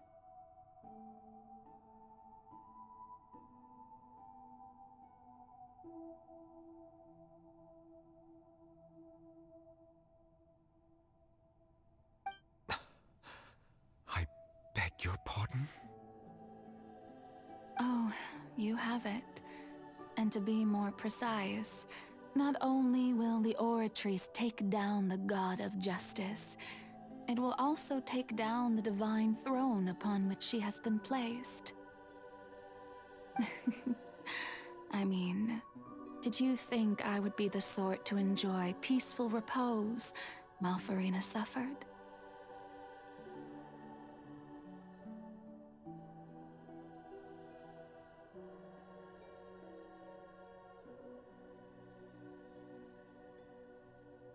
My work over these last 500 years has been to constantly accumulate indemnitium within the Oratrice. But really, some have already discovered that only a small fraction of the energy generated by the device was ever used to provide power to Fontaine. The vast majority has been, had to be, accumulated to enact this death sentence. It was all a part of your plan, then? Both the trial and the sentence? Indeed. This power, accrued over 5 centuries, could have sustained Fontainians for millennia had it only been used for that purpose.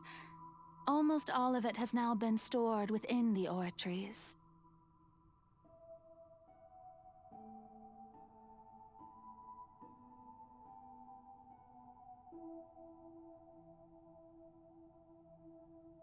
But only power of this magnitude could hope to destroy the Hydro Archon's divine throne, shaking the rules established by Celestia, and breaking through the institution that is the Seven. So the Oratrice's call for death was for neither Farina nor Focalor, but for the Hydro Archon.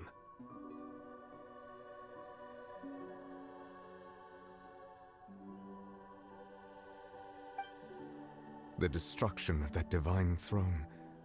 If I do not misunderstand your intent, you must be... Returning what's rightfully yours to you, of course.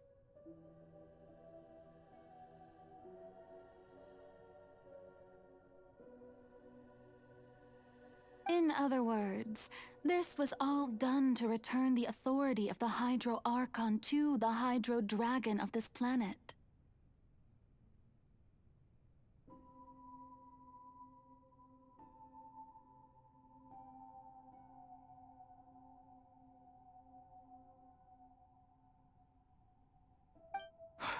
But...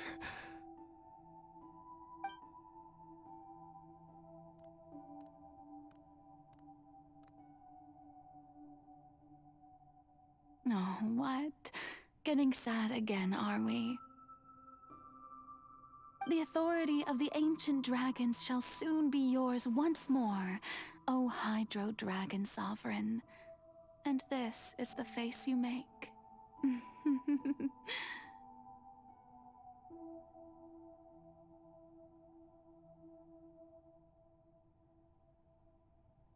All you've done throughout the years is just so you can sacrifice yourself at the very end.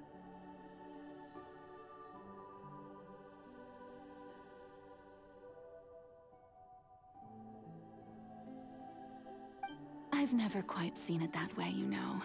Even now, I'm quite pleased at how well my deception worked.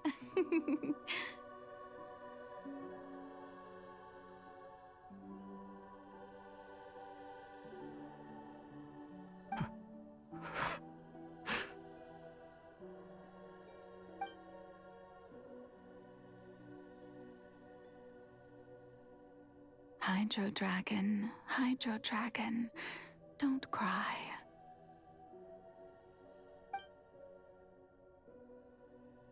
I must say, had it been within my rights, I would have loved to judge the heavenly principles themselves. Were they not guilty of essentially the same crime? Egeria stole the power of the primordial sea, and the heavenly principles stole the power you ancient dragons possessed.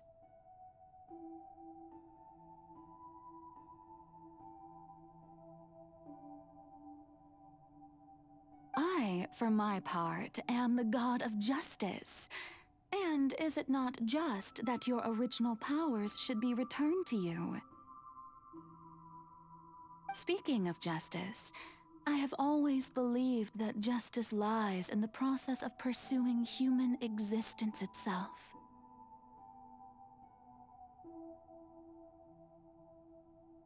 So, if the theft of the primordial sea's might was Fontaine's original sin, then, leaving matters of procedural right and wrong aside, the descent of the Fontanians as humans and their right to exist in this world would be Fontaine's original justice. In other words, existence was Egeria's justice, and to me, justice is the continuation of that existence.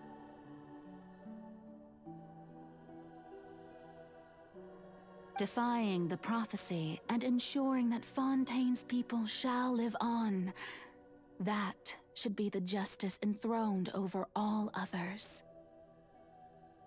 At this point, we, whether it be myself or all other Fontanians, have shouldered the burden of this sin for far too long.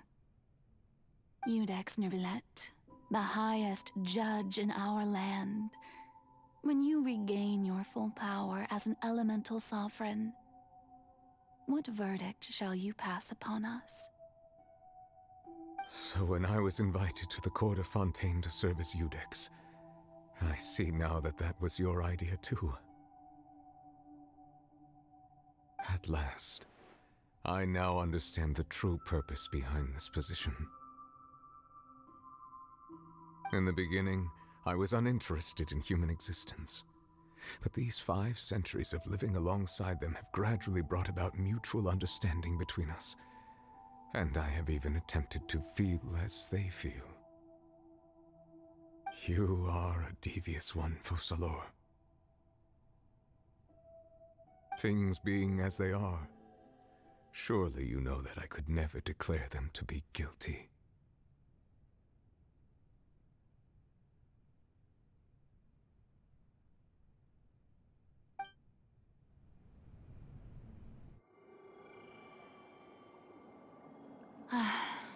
The hour of my execution is almost here. For the sinner, the curtain call has come. I know I may not sound it, but faced with death, I find myself a little afraid. Perhaps this is one thing both gods and humans have in common.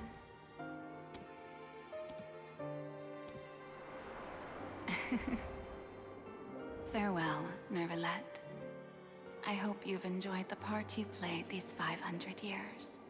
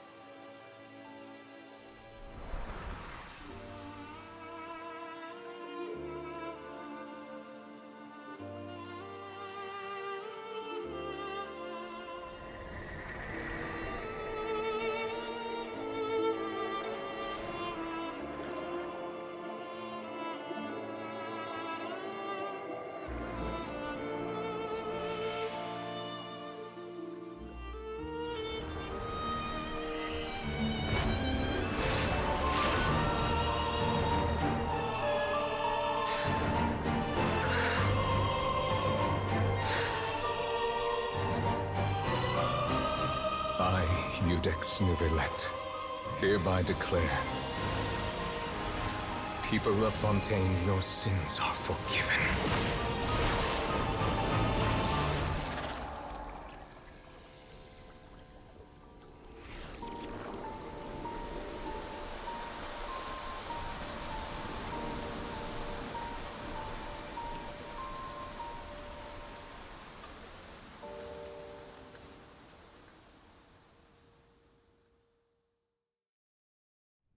The assumption that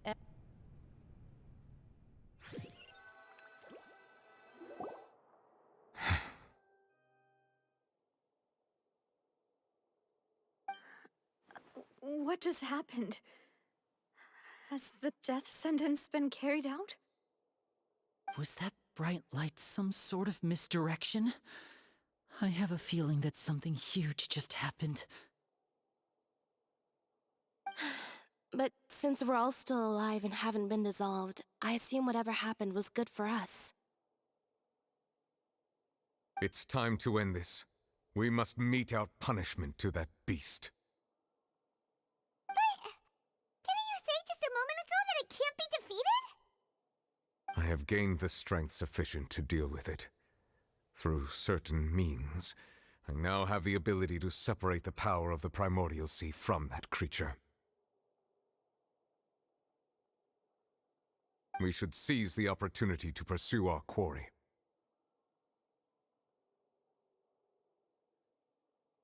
Traveler, now that the oratories can no longer function, I require an executor to help me mete out justice. The root of the calamities befalling Fontaine, the beast that enacts the prophecy. Its name is the all-devouring Narwhal. Come with me, traveler. The hour of execution has come.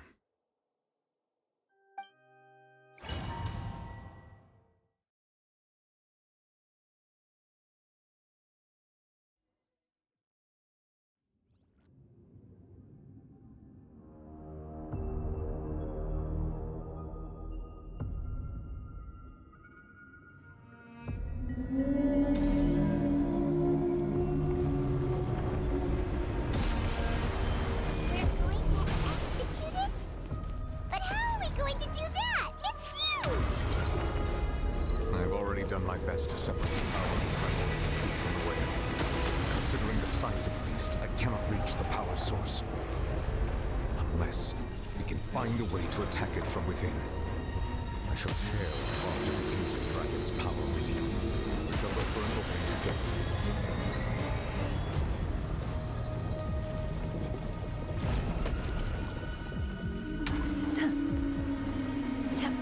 Transfiguration by Ordinance Divine. I can feel its sorrow turning into hostility.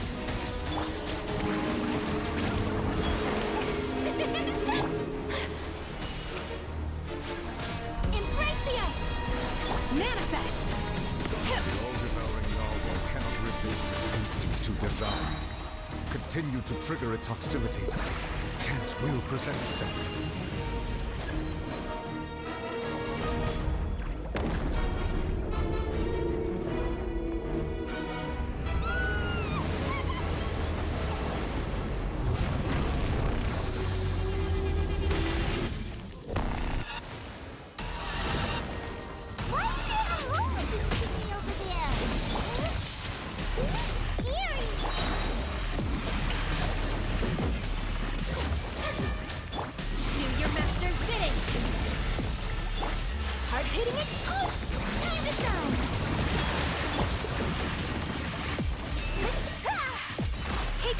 I have granted you my protection.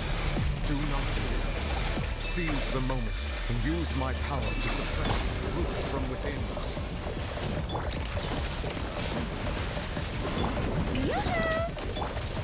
Sakura Swirl!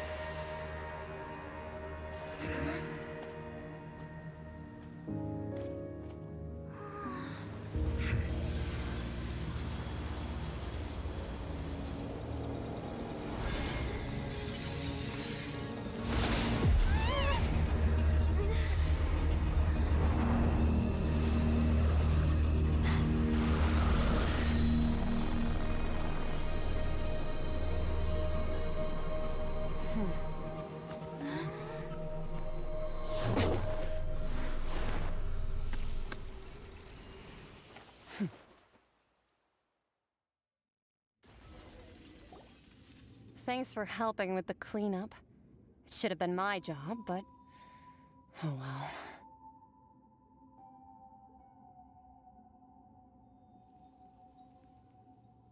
It was just supposed to be a short private training session for me. I didn't think that my disciple and my master's pet would start brawling in the meantime.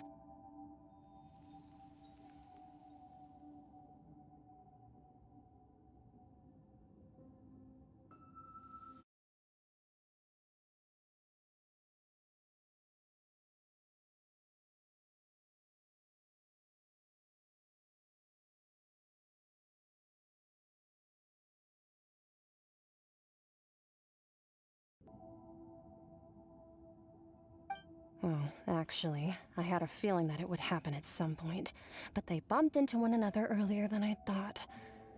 What a blunder. I suppose I'll have to swing my sword 3 million times.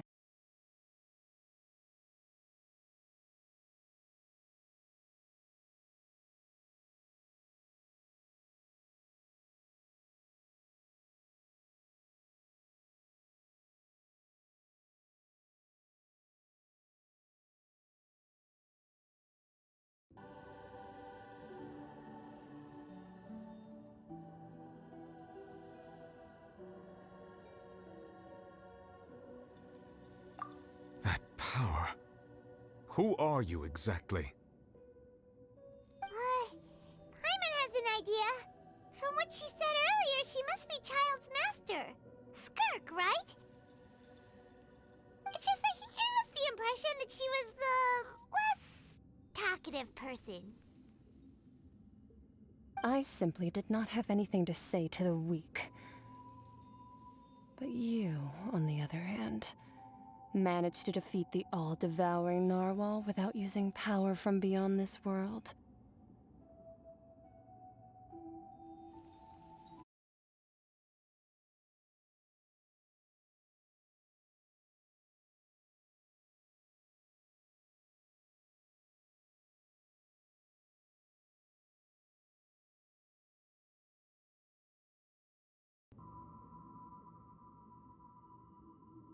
So you may speak to me as equals.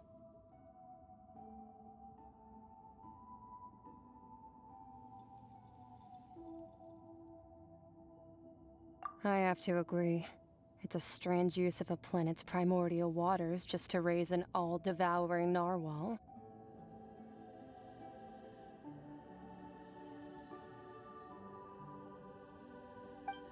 That kind of power is wasted on it. It's not cooperative. It eats too much. And I have more important things to do with my time than pet sitting. The only thing that creature has going for it is its looks.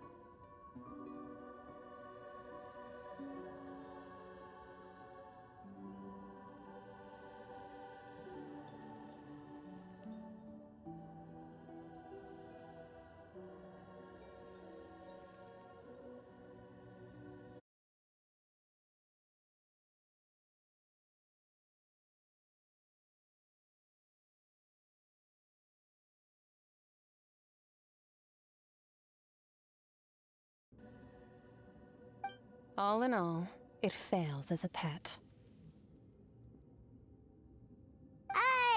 Miss Skirk? I think you might have missed the point. The point being?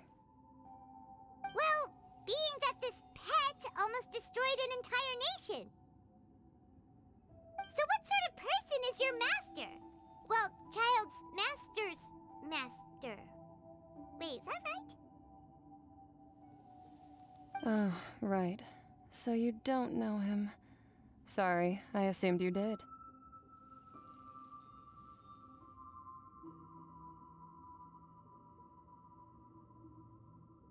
His name is Sir Taloji.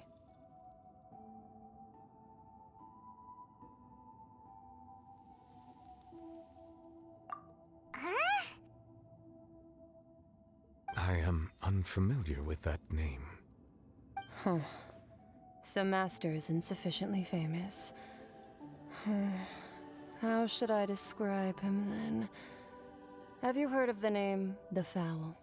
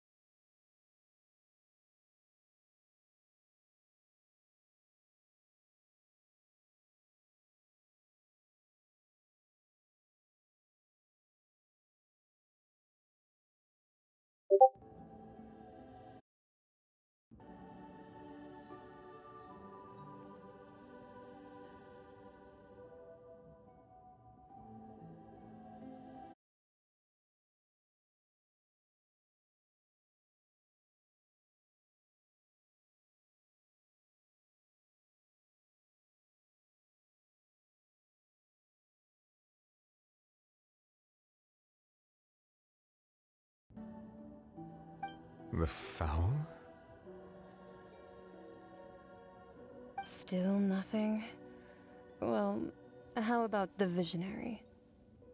Vetterfulnir, then? Or Gold Rhindaughter? Ooh, that one we've heard! Rhindaughter's part of the Hexen Circle. She's Albedo's mom, right? Oh, so you do know that name. To be honest, I also heard all of those names and titles from my master. I don't actually know them either. But I suppose you understand now, yeah?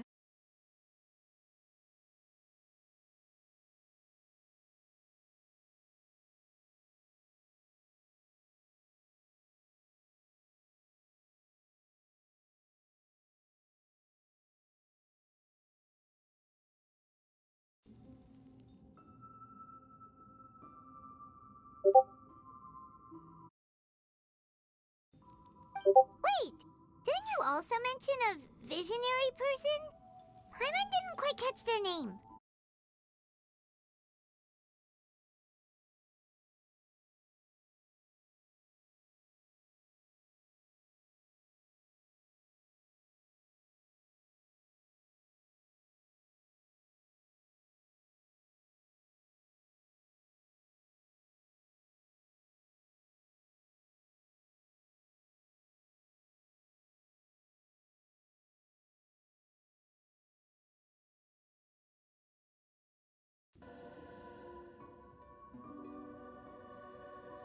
Actually, never mind that. I believe it expedient to inform you that the all-devouring narwhal used up nearly all its strength fighting you. Such roiling hydro energies will prove difficult for the planet's deep seas to digest.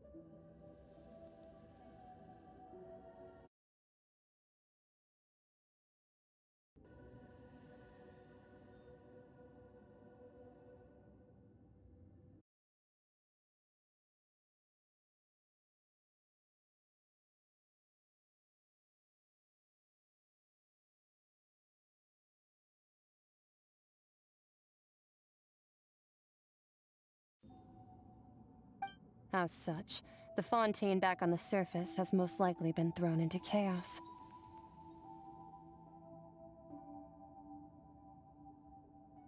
In other words, the prophecy that you've been fretting over should now be in full swing. What?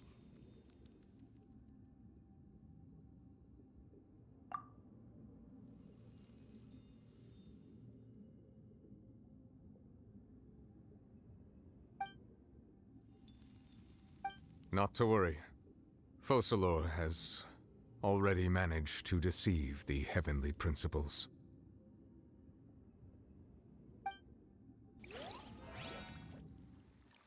In the end, the people will all be dissolved into the waters, and only Furina will remain, weeping on her throne.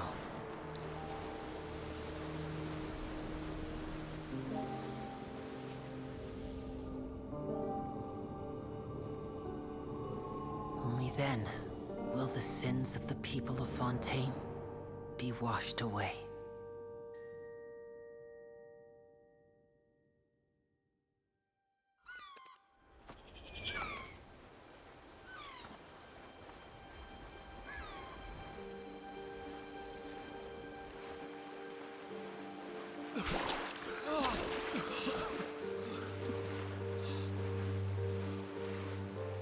Hey! Help! Over here!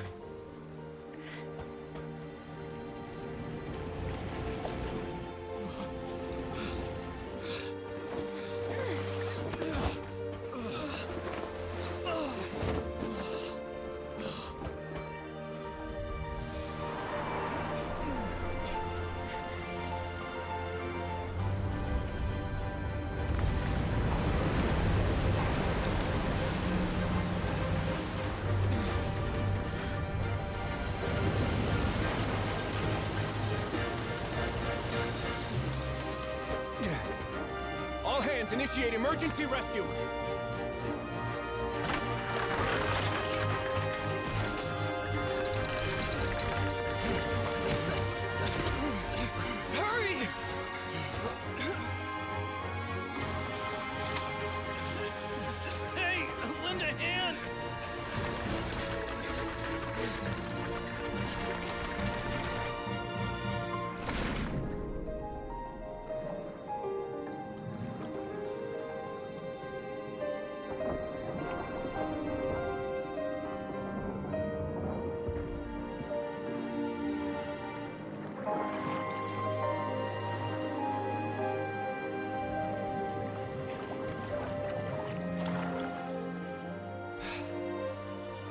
Look!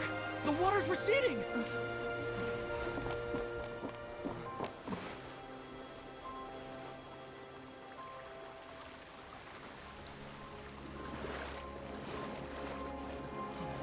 It's a miracle! Water's receding. We didn't dissolve. The prophecy was wrong. The prophecy was wrong!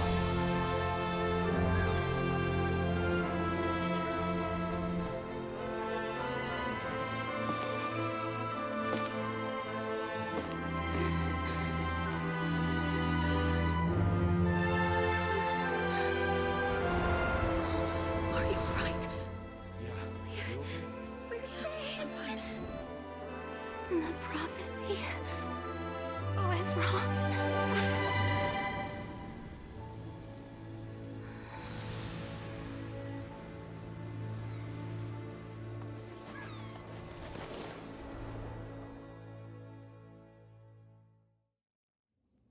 So this is a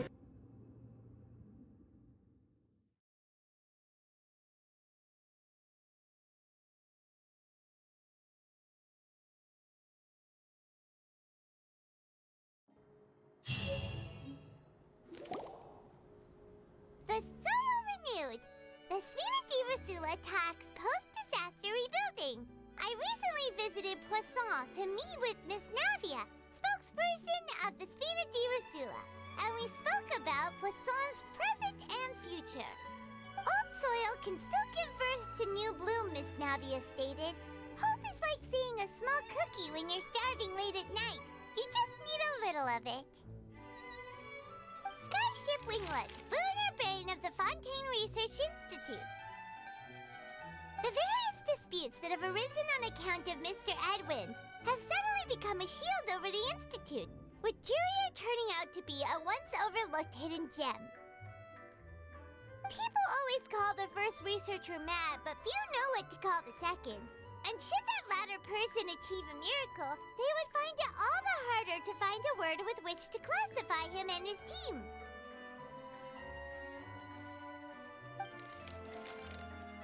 Wow!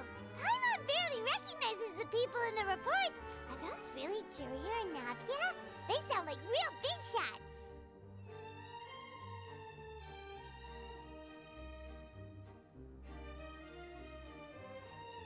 What do you think? Pretty enthralling, huh? The Steambird's idea was pretty simple. With the disaster just having passed, we would print a free edition packed to the margins with good news to calm people down. The value for these big scoops lies in their inevitable follow-ups. We'll publish further reports and go into the stories behind those people. Edwin's assistant, Jurier, created a true flying ship, while Navia is leading people in the reconstruction of their home. I'm sure that these stories could draw even your well-traveled eye.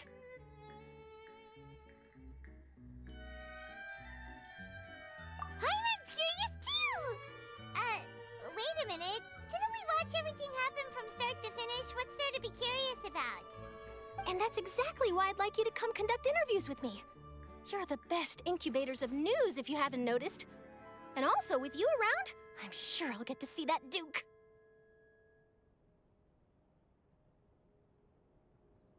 Are you sure? Hasn't he turned you down several times already? Oh, this time will be different. Come on, let's head to Poisson first, and then make a trip to the fortress. There are some things you'll only know when you get there.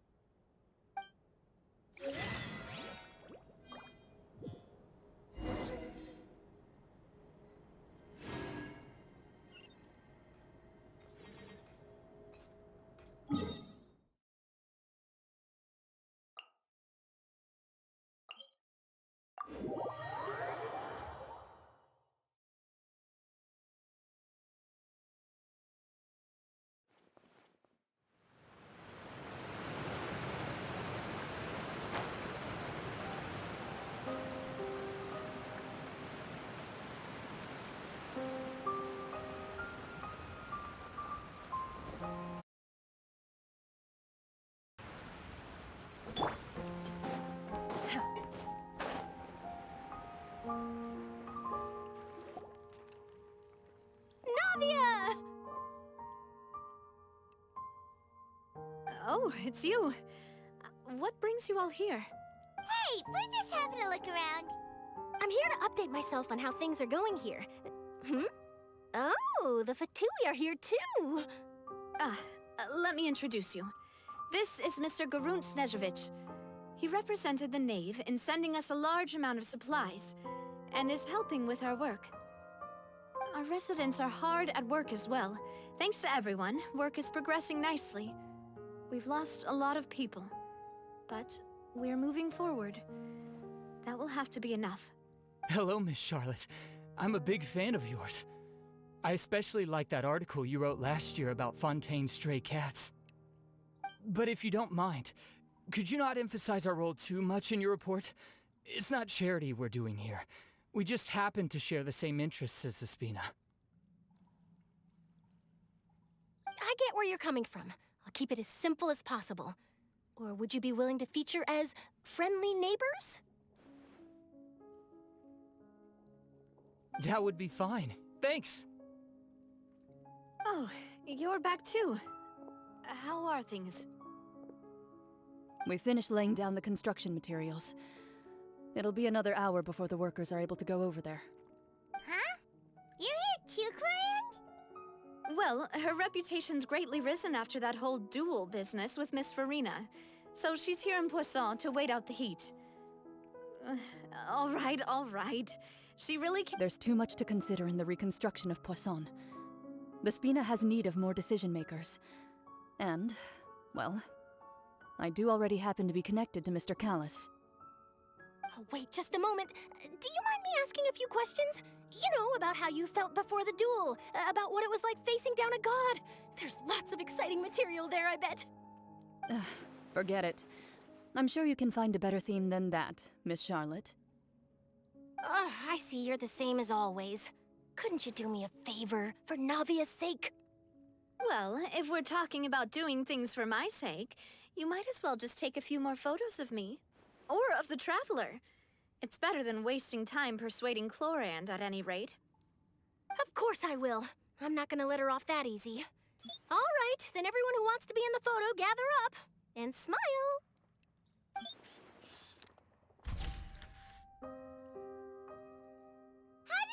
Was it a good shot? Did Paimon look cute in it? Not bad. Your addition really helped the composition of the picture. All right, hang on a moment. Let me snap a few more shots.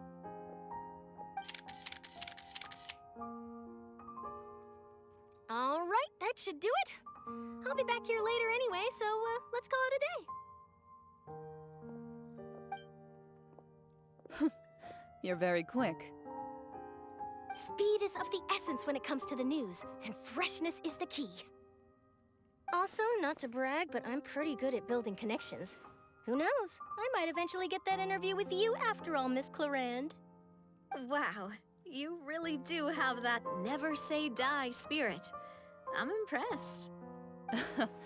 I'll hazard a guess that this is how you got that interview at the Fortress of Meripede. Whoa, you're well informed. Let me make a guess too. I asked Sijuin, who told Monsieur Nervillette, and he told you, right? That's a very complete information chain. In truth, all Monsieur Neuvillette asked me was, when did the fortress become so friendly towards the media? I told him that it was best not to speak too soon. There's no guarantee that Ridesley will make a personal appearance. You're right.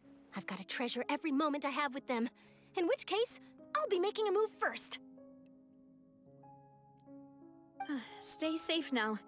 And tell me if you hear anything interesting. I'll treat you to afternoon tea in exchange.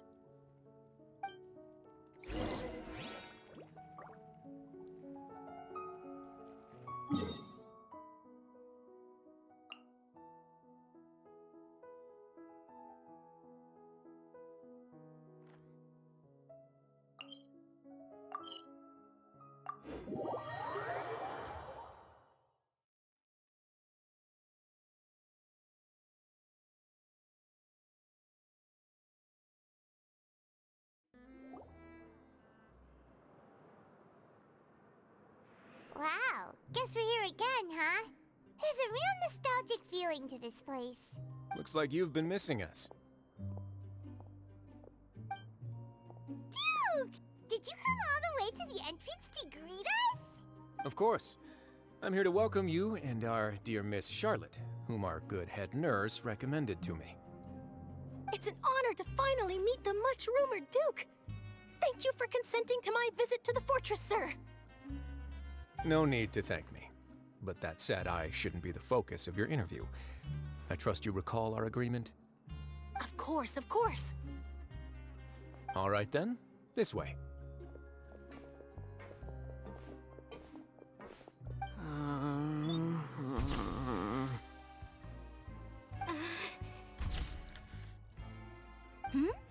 Hey, no need to be so nervous.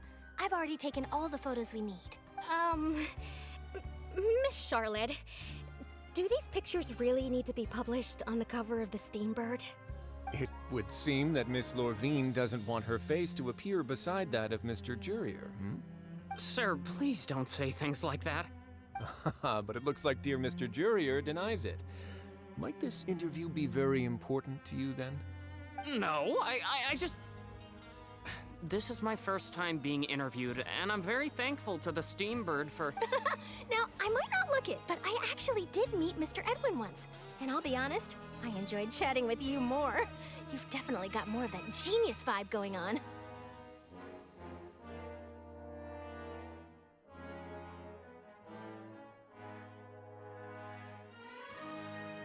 The boat that brought about a miracle, the ark that saved the people. Why, you recreated a myth back there, like an emissary of legend. Still, if I might ask, where's that flying ship now? Huh! Looks like Charlotte's trying to get herself another exclusive scoop. I have to apologize, but that ship is presently in the bowels of our factory. I'm afraid it won't be easy for you to get a shot of it. Really? Well, then in that case, could I have an interview with you to make up for that loss? You already know my answer, I'm afraid. Best you interview our head nurse instead. Or perhaps you'd like to take another photo of this couple of researchers? Did you really have to use the word couple? Well, then, 2 solo photos will do. Is my hair messed up? Please, someone help me have a look. Things sure are getting pretty lively here. We've seen this kind of thing before. Oh, seems like everyone's here. Would any of you like to try this new drink I came up with?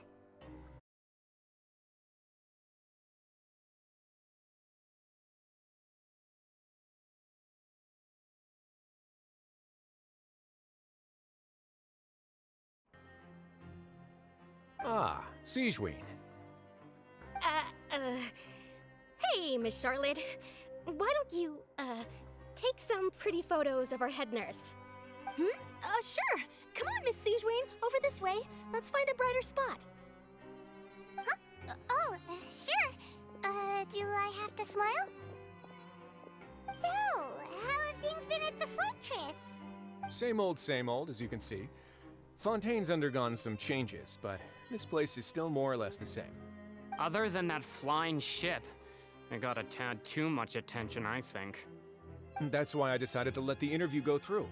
We should direct more public opinions toward the behind-the-scenes heroes.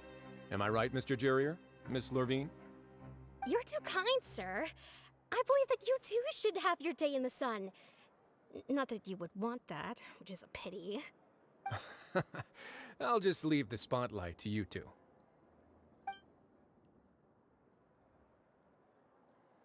I see. Lots of things happened that day, huh? Anyway, regarding that Harbinger, I'm not sure you remember, but his 3 young followers are still waiting for his return. He sure did win them over, huh?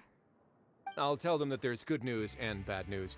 The good being that their boss seems fine, and the bad being that they must face extended sentences for abetting his escape. Oh, actually, what about you? Are things gonna change for you too? What change can there be? The fortress will keep chugging along, and so will my duties. As to what Miss Farina's departure will mean for the nation, and if our laws and governance will be transformed, we'll leave those to the folks in the overworld. Hey everyone, the photo shoot's done.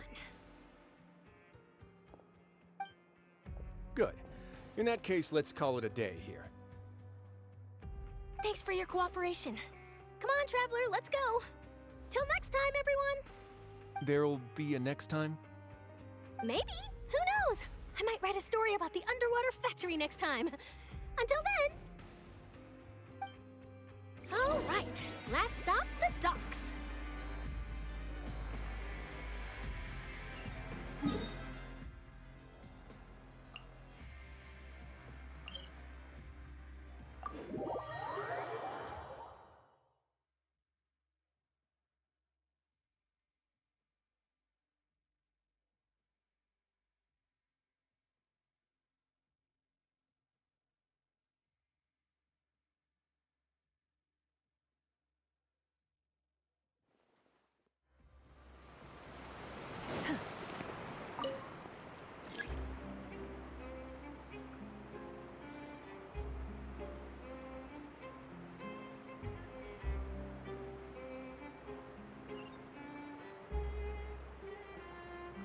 Mind be purged, world be saved.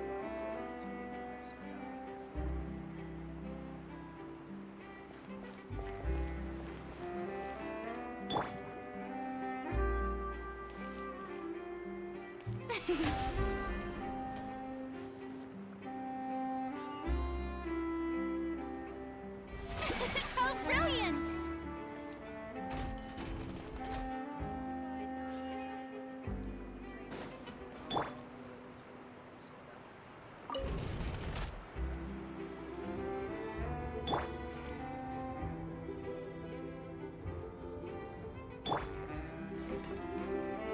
May I present?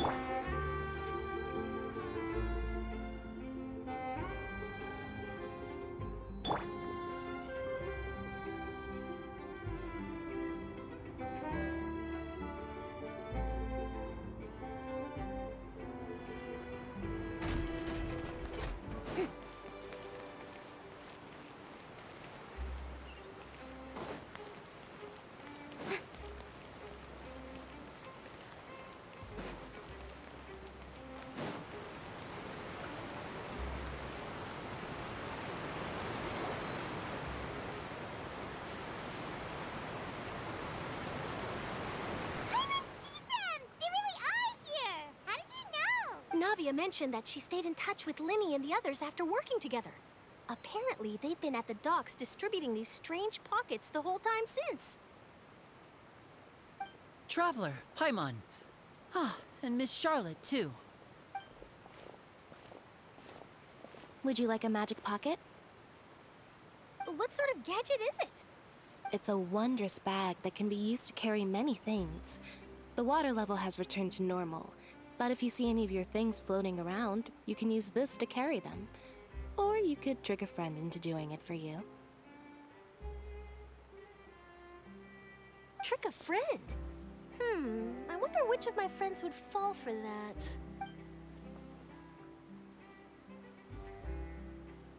You could just make a friend like Fremine here. Isn't that right, Fremine? Is this what you meant by, I'll help you make some more friends? To be honest, that sounds pretty sweet. Could I have your contact, please? Sure. Please, write down my address. You sure are working hard to help Fremine socialize. He was the one who proposed doing this. He even wants to assist in our magic shows. Yes, I was planning to first introduce Pear as an assistant, and later Fremine himself. In the future, I think we can leave underwater escape magic to him too. That said, would anyone want to see a diver escape underwater? Oh, it'll work out. Every journey begins with the first step. He'll become a part of our show eventually. Lynette, could you come over? Miss Charlotte says she wants to take a picture of us. Got it. My, that Charlotte is rather perceptive. She got rid of everyone the moment she realized I had something to say to you. So, how have things been, Traveler? Father says that you did a great deal during the latest events. She's very grateful for your contributions to Fontaine. That's all right. We were more than happy to help. So, what's she doing now? Oh, I guess you haven't heard. Well... After Lady Farina left, Father and Monsieur Neuvillette opened negotiations, during which he gave Fontaine's gnosis to her as a diplomatic gift.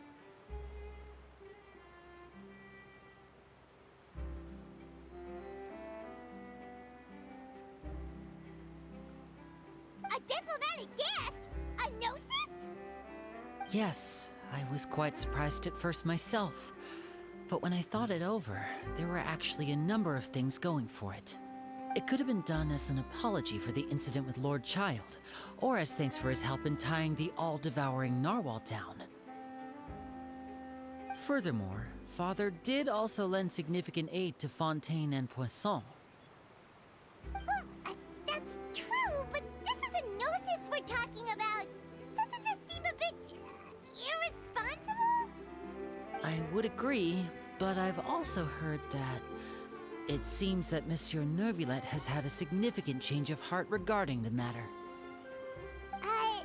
So there's some reason for this that only Neuvillette knows about? I suspect you'll have to ask him about that yourself. Ah, yes, speaking of which, I did see him strolling around the entrance to the Fortress of Meripede a while back. Isn't he real busy and stuff? Paimon didn't think he'd have the time for that. But back to the topic. The gnosis was given to the knave, right? What about Child? They say that he's returned to Snezhnaya to recover from his wounds. I hear that the recent disaster really did a number on his health. That's true. When you think about it, we've had loads of run-ins with the Fatui. To think we'd be allied with them this time. So shocked by such a simple switching of sides?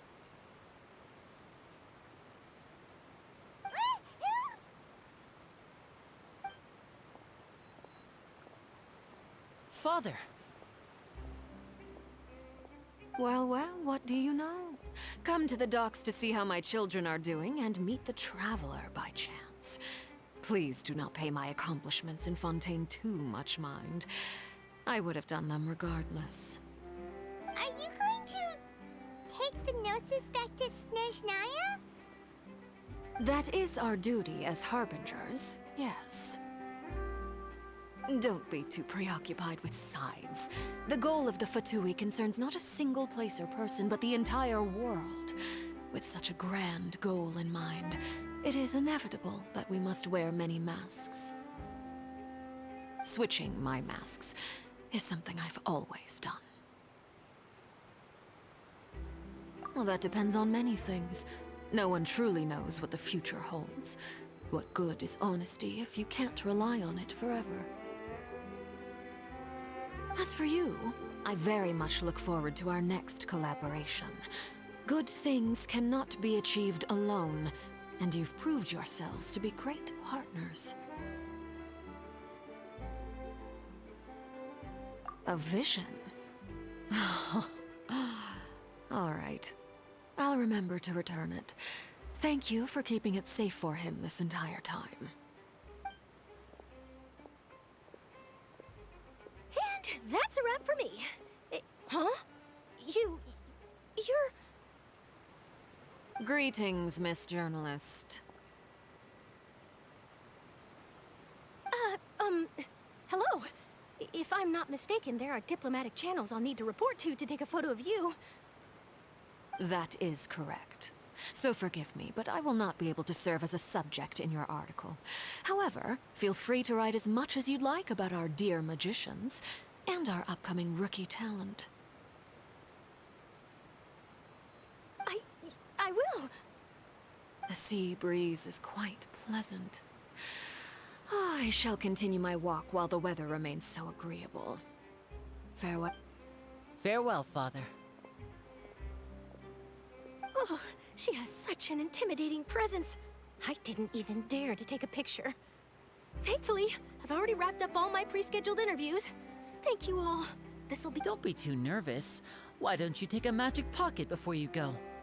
Here, Traveler, Paimon, you take one too. To move things about? That's right. Funny. I was giving out magic pockets when we first met too. And what do you know? I'm doing the exact same thing right now. So many things have happened, but I guess this must be life. We will all follow our own paths, and serendipity will lead you to your fated friends. All right then. We'll be handing out pockets in some other districts later, so we'll get going now. Have a good day, you two. Well, guess we sent Charlotte off. Shall we go see what Neverlette's doing? As long as he's not so busy that he doesn't have time to chat anyway.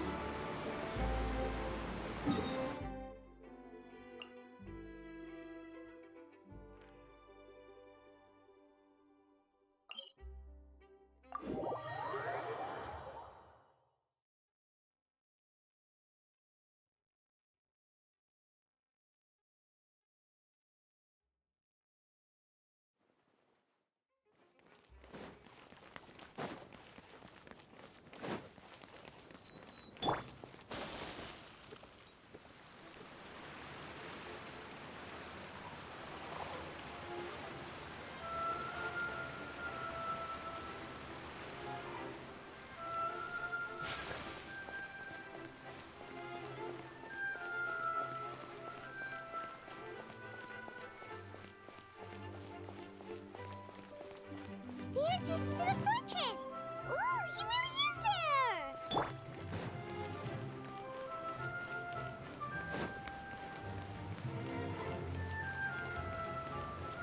Ah.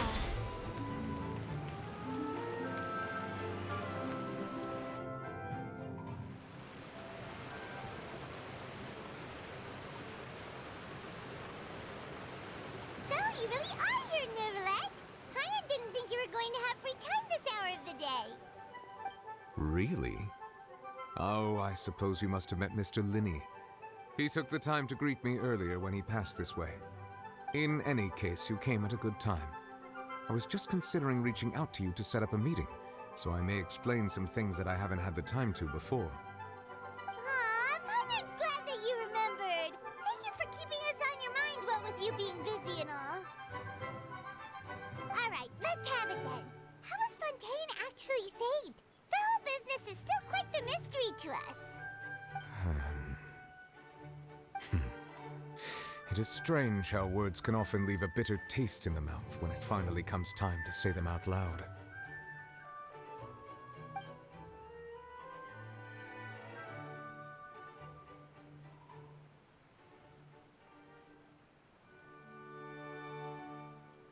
Whoa. So that's what happened?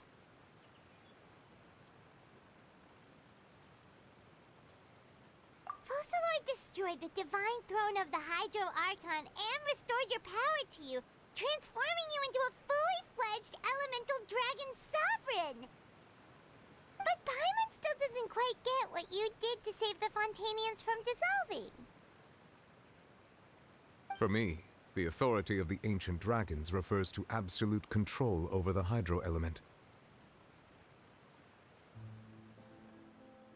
Fontainians were incomplete humans born of Egeria's use of the power of the primordial sea, with constitutions similar to that of mimics.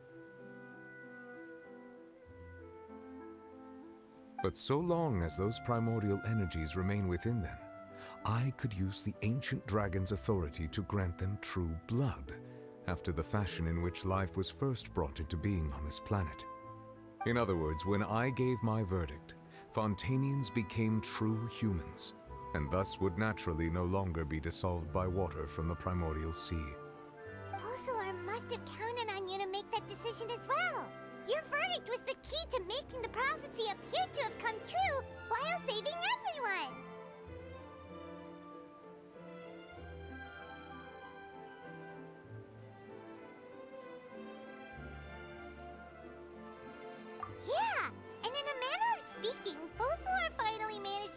the original Hydro Archon's wish to turn Oceanids into real people too! It seems from your expressions that you still have more things you wish to ask. Ask away. I will tell you the truth as I know it.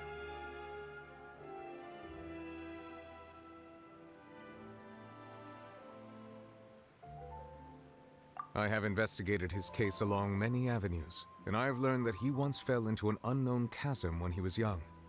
There, by chance, he awakened the all-devouring narwhal. But whether it be by sentiment or reason, that should not have been enough to consider him the root cause of the disaster. At most, he would have had tangential liability. As for the judgment passed by the Oratrice during the trial, whether it was due to that liability by association, or Focalors deliberately using him to buy time for us on the assumption that he would be able to hold the creature off, I cannot say. Guess Focalors had Fontanians in mind the whole time. In the end, it was thanks to her that they finally became real humans. Hang on a second. Paimon suddenly got another question.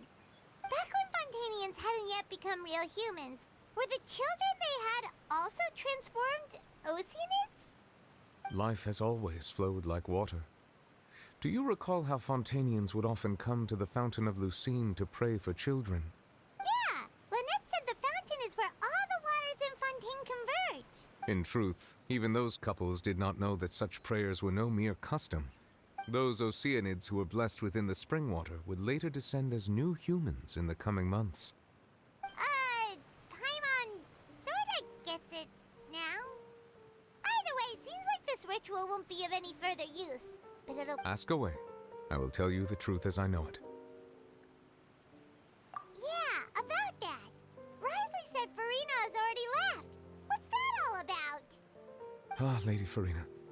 The people are only aware that her death sentence has not been carried out. She abdicated the post of Hydro Archon and left affairs related to that title to me, before leaving the Opera House.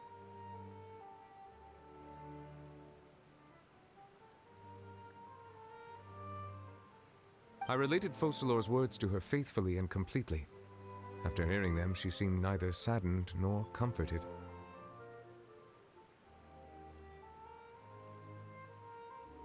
She simply said that she was tired and needed to rest.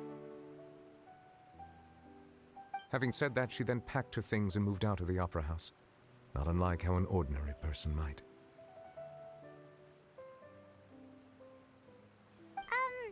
But she's still got a place to stay, right?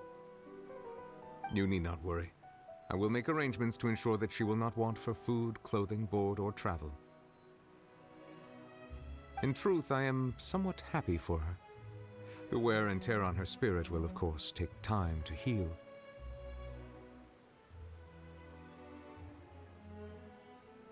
But now that she no longer has to play the role of Focalors the Hydro Archon, she can finally lay down her burdens and lead a normal life. What about you then?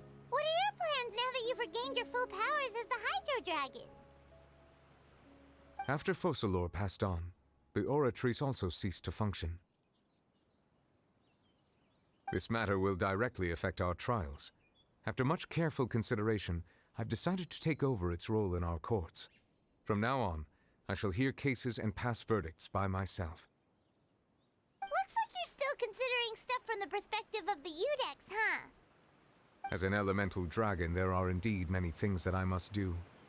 But this power and this duty, in a manner of speaking, you could say that both were granted to me. As such, before I attend to my other responsibilities, I must first and foremost continue to serve Fontaine as its highest judge.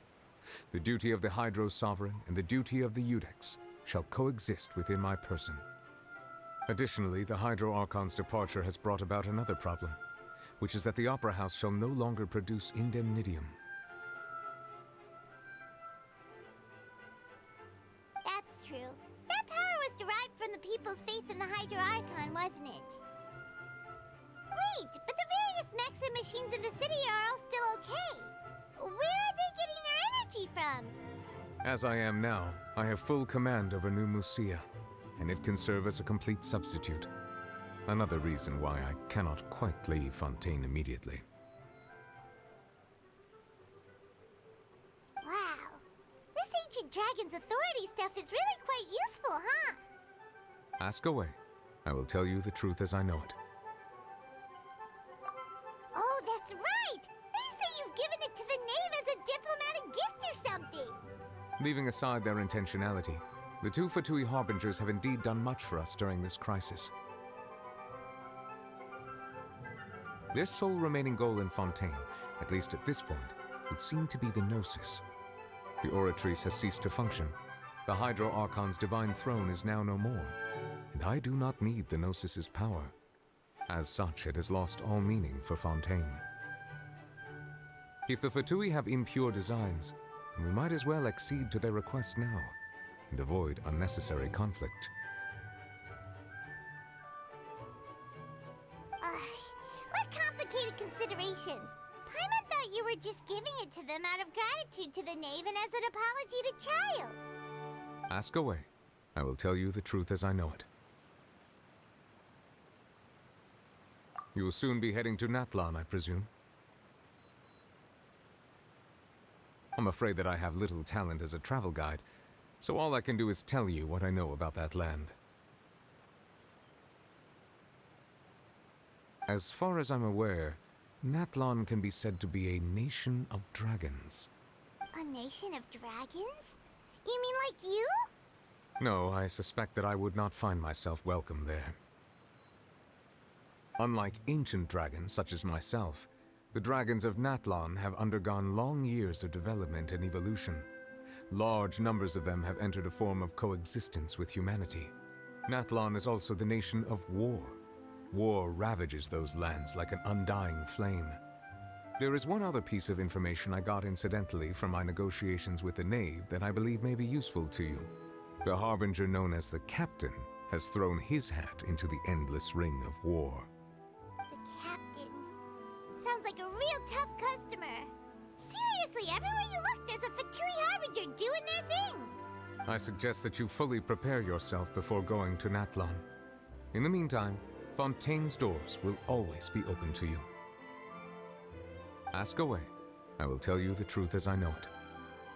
Hang on a sec. Paimon's still got a question about the Gnosis. When we spoke to Linny earlier, he mentioned that your attitude towards giving away the Gnosis had clearly changed. We guessed that there might be some reason for it that only you were aware of. No wonder the House of the Hearth is the Fatui's intelligence division. They are certainly sharp. So regarding this specific issue, I was just getting ready to share something with you. What is it? In truth, I exchanged some further words with that lady named Skirk after sending you two back to the surface. It went something like this.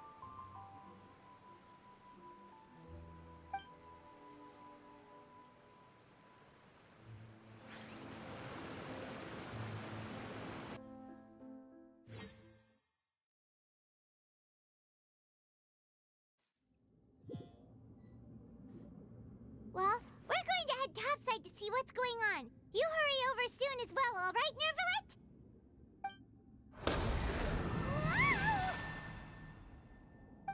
What next? The all-devouring narwhal isn't here, so I'm no longer getting any interference.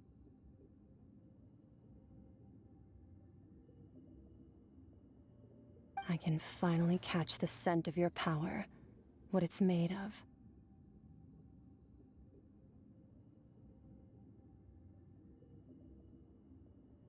It is the authority of the planet's primordial dragons, but with something very similar to a god's curse mixed in. It's quite a novel blend. I'm sure I've encountered something like this before. What was it again?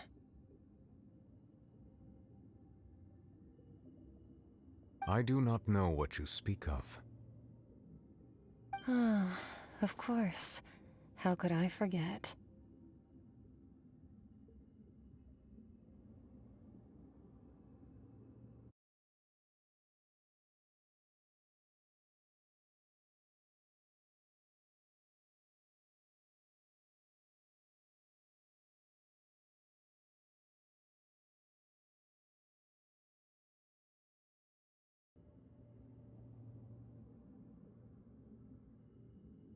You should have the remains of the third descender on your person, yes?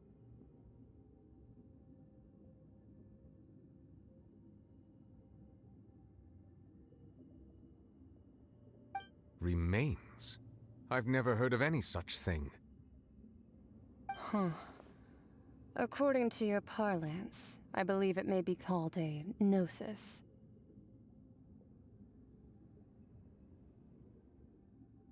Well, that much is true.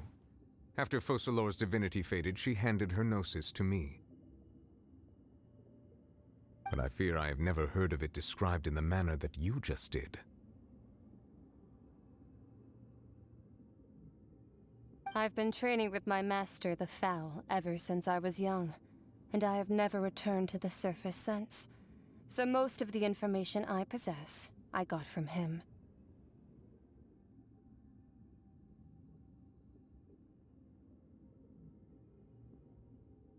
It is only natural for those who are greater than humanity to possess a different sort of common sense, which is why there are so many problems in our attempts to communicate with humans.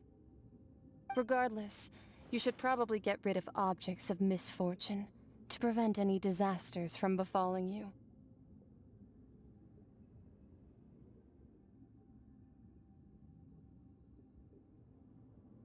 To live in itself is a blessing. But once a person dies, the bonds he once had with this world shall all turn to curses. What do you mean by that? No need to fret. These are just my personal thoughts, and my reason for no longer wishing to return to the surface.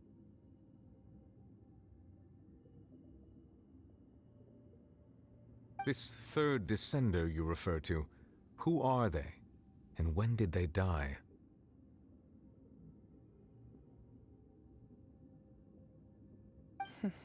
Master never mentioned them to me. Perhaps it just wasn't that important for me to know.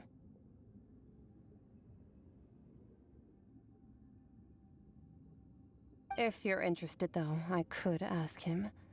I'll be sure to pass the answer on to you next time.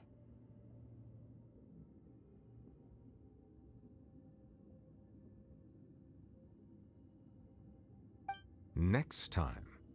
You believe we will meet again? I do. Wait. I have a disciple of my own, don't I? He can be the messenger then.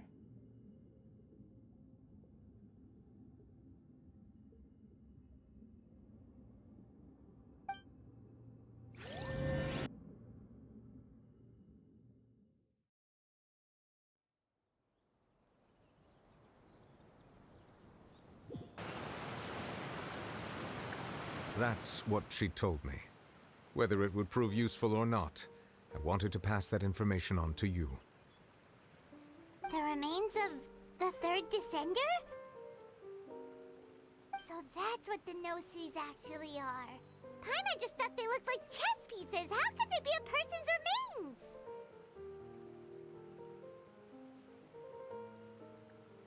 All the same, assuming that there was no misunderstanding or special metaphor at play, that is what she meant to say. And she said that it would bring misfortune and that you should check it, which is why you gave it to the Fatui. If she speaks the truth, then I would simply be putting Fontaine at unnecessary risk by keeping it here.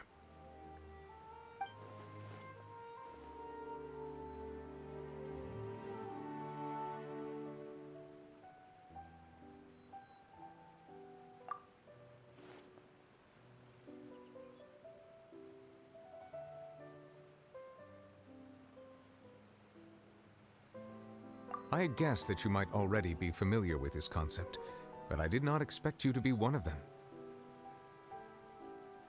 That means that the Gnosis, which are exceedingly element-compatible and can even enhance elemental abilities, do indeed come from the third descender. I wonder, does your body also possess similar properties? Like being able to use elemental powers without a vision. That does sort of count as special compatibility, right? No, let's not think about this stuff right now. It just feels creepy. Comparing the Traveler to the dead Third Descender and all. That's what you say, but this topic still feels like bad luck. Once Child recovers, let's get some more answers out of him. Or go look for his master and get the answers that way. I too believe it unwise to make too many blind guesses when information is lacking. The same is true of being at court. All right. Whatever the case, it seems like the crisis here in Fontaine's over for now. Yes. All of Focalor's efforts were for this moment as well. But she sacrificed herself in the end as a god, and she suffered through all those years as a human. Was that really what she wanted? I suppose that would be the mystery of a god's will. I suspect not. But once in a while, I too would guess that if wishes were like the clouds in the sky, they will one day return to the earth as raindrops. Life flows like water, and rain is the final answer. The water levels may sometimes tilt one way or another, but the rain falls fairly upon all. And what, ultimately, is the difference between the rains that fall upon all of us?